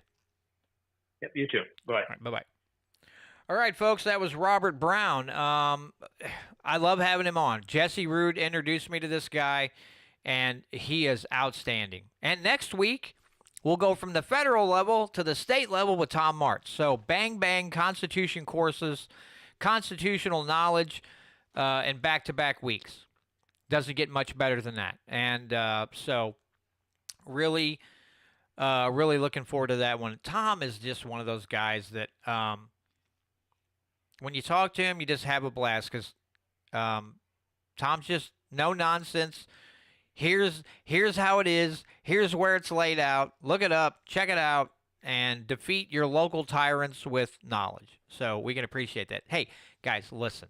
Last week, I said that I wanted to play because somebody said Mastodon. And I want to play Mastodon. I tried to do it last week, and it didn't work out very well. So I'm going to play Mastodon this week, and hopefully the audio is way better than it was last time because that was awful. That was because I was on the phone with Patrick, and I tried to do that at the same time, and that was not very smart of me. So we're going to do a little Mastodon, but before I do, I want to say thanks to everybody that the live chat was lively tonight. And I know somebody said that they were off topic in the chat. You guys were talking about gardening and hemp and everything. I don't care what y'all talk about as long as you're not slandering my guests and saying awful things to each other. I enjoy watching the chat just roll by. So, Wilderness Gal, Tom Martz, Voodoo Queen, Gary Ride, John Grady, Casey Rich, Sam I Am. I know I saw Dark Helmet in here. Let me see who else. Patrick was in here. John Waterman. Had a lot of folks in here, and you guys really held on through the whole stinking thing. I shouldn't say stinking. That was a great interview with Robert. But Yeah, I'm going to have him on again very soon. I want to have him back for multiple visits so we can really delve deep into what the founder said about uh, the natural rights of the people in the states to nullify their federal government when they overreach, which they do all the time. But anyway, here's Mastodon, and let's play Show Yourself. Let's do a little messaging with the music, huh? So when we go to the Capitol, what do? We show ourselves, and we show ourselves to the reps and the senators, and we say, hey, this is what we'd really like for you guys to do. If you guys want to keep your job, maybe you should listen to us. So let's go out with Show Yourself, shall we? Show yourself, show yourself. I wanna see everything you're made of. Tear it down, rip it out. Shed your skin and float it down the river. Lose yourself, lose yourself. Wild loves are running through the valley. Come alive, come alive. Silent to the void without your worries. You're not as safe as far as I can tell, and I can tell. Only you can save yourself. Yeah. Soon this will all be a distant memory, or could this dream be real at all? Start the line, start the line. Start to fall and get you into trouble. Be afraid, don't be afraid. Speak the engine with the moon and tether. You're not as safe as far as I can tell, and I can tell. Only you can save yourself. Yeah. Soon this will all be a distant memory, or could this dream be real at all?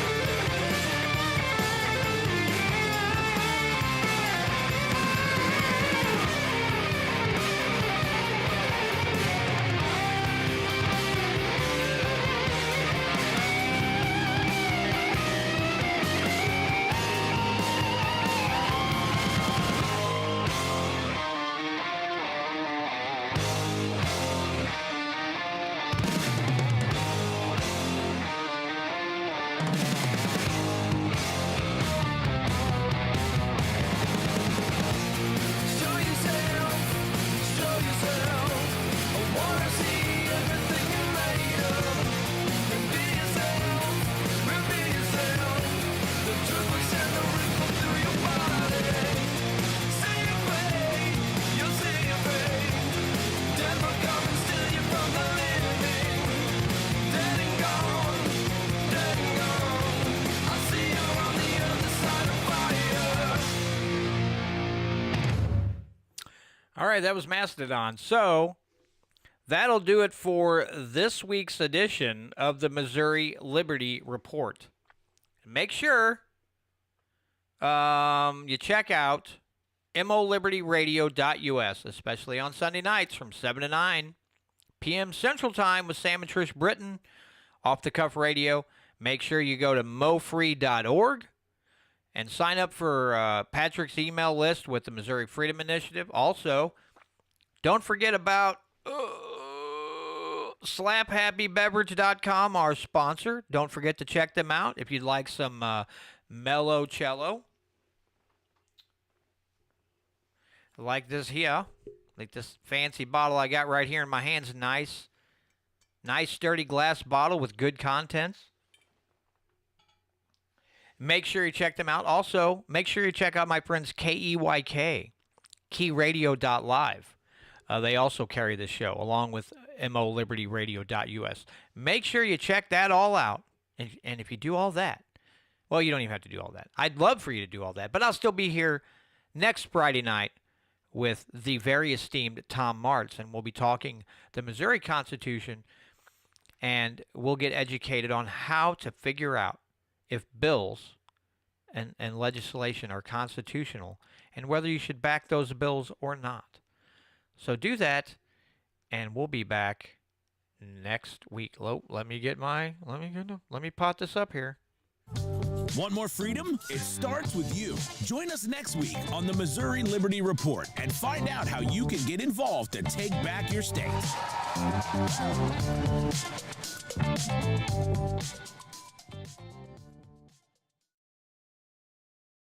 All right, thanks everyone for viewing and sticking with me. Again, Robert is outstanding, and I'm glad that Jesse led me to him and hooked us up, because that was the third time I've had him on, and I will definitely be doing that a lot more often. So because we've got a lot to learn from him, I want to start having Tom Martz on a lot more often, especially during the legislative session, to talk about all things Missouri Constitution. So keep the knowledge coming, keep the information flowing, so that we can educate ourselves and we can also educate others. So with that being said, folks, again, thanks so much for sticking around tonight.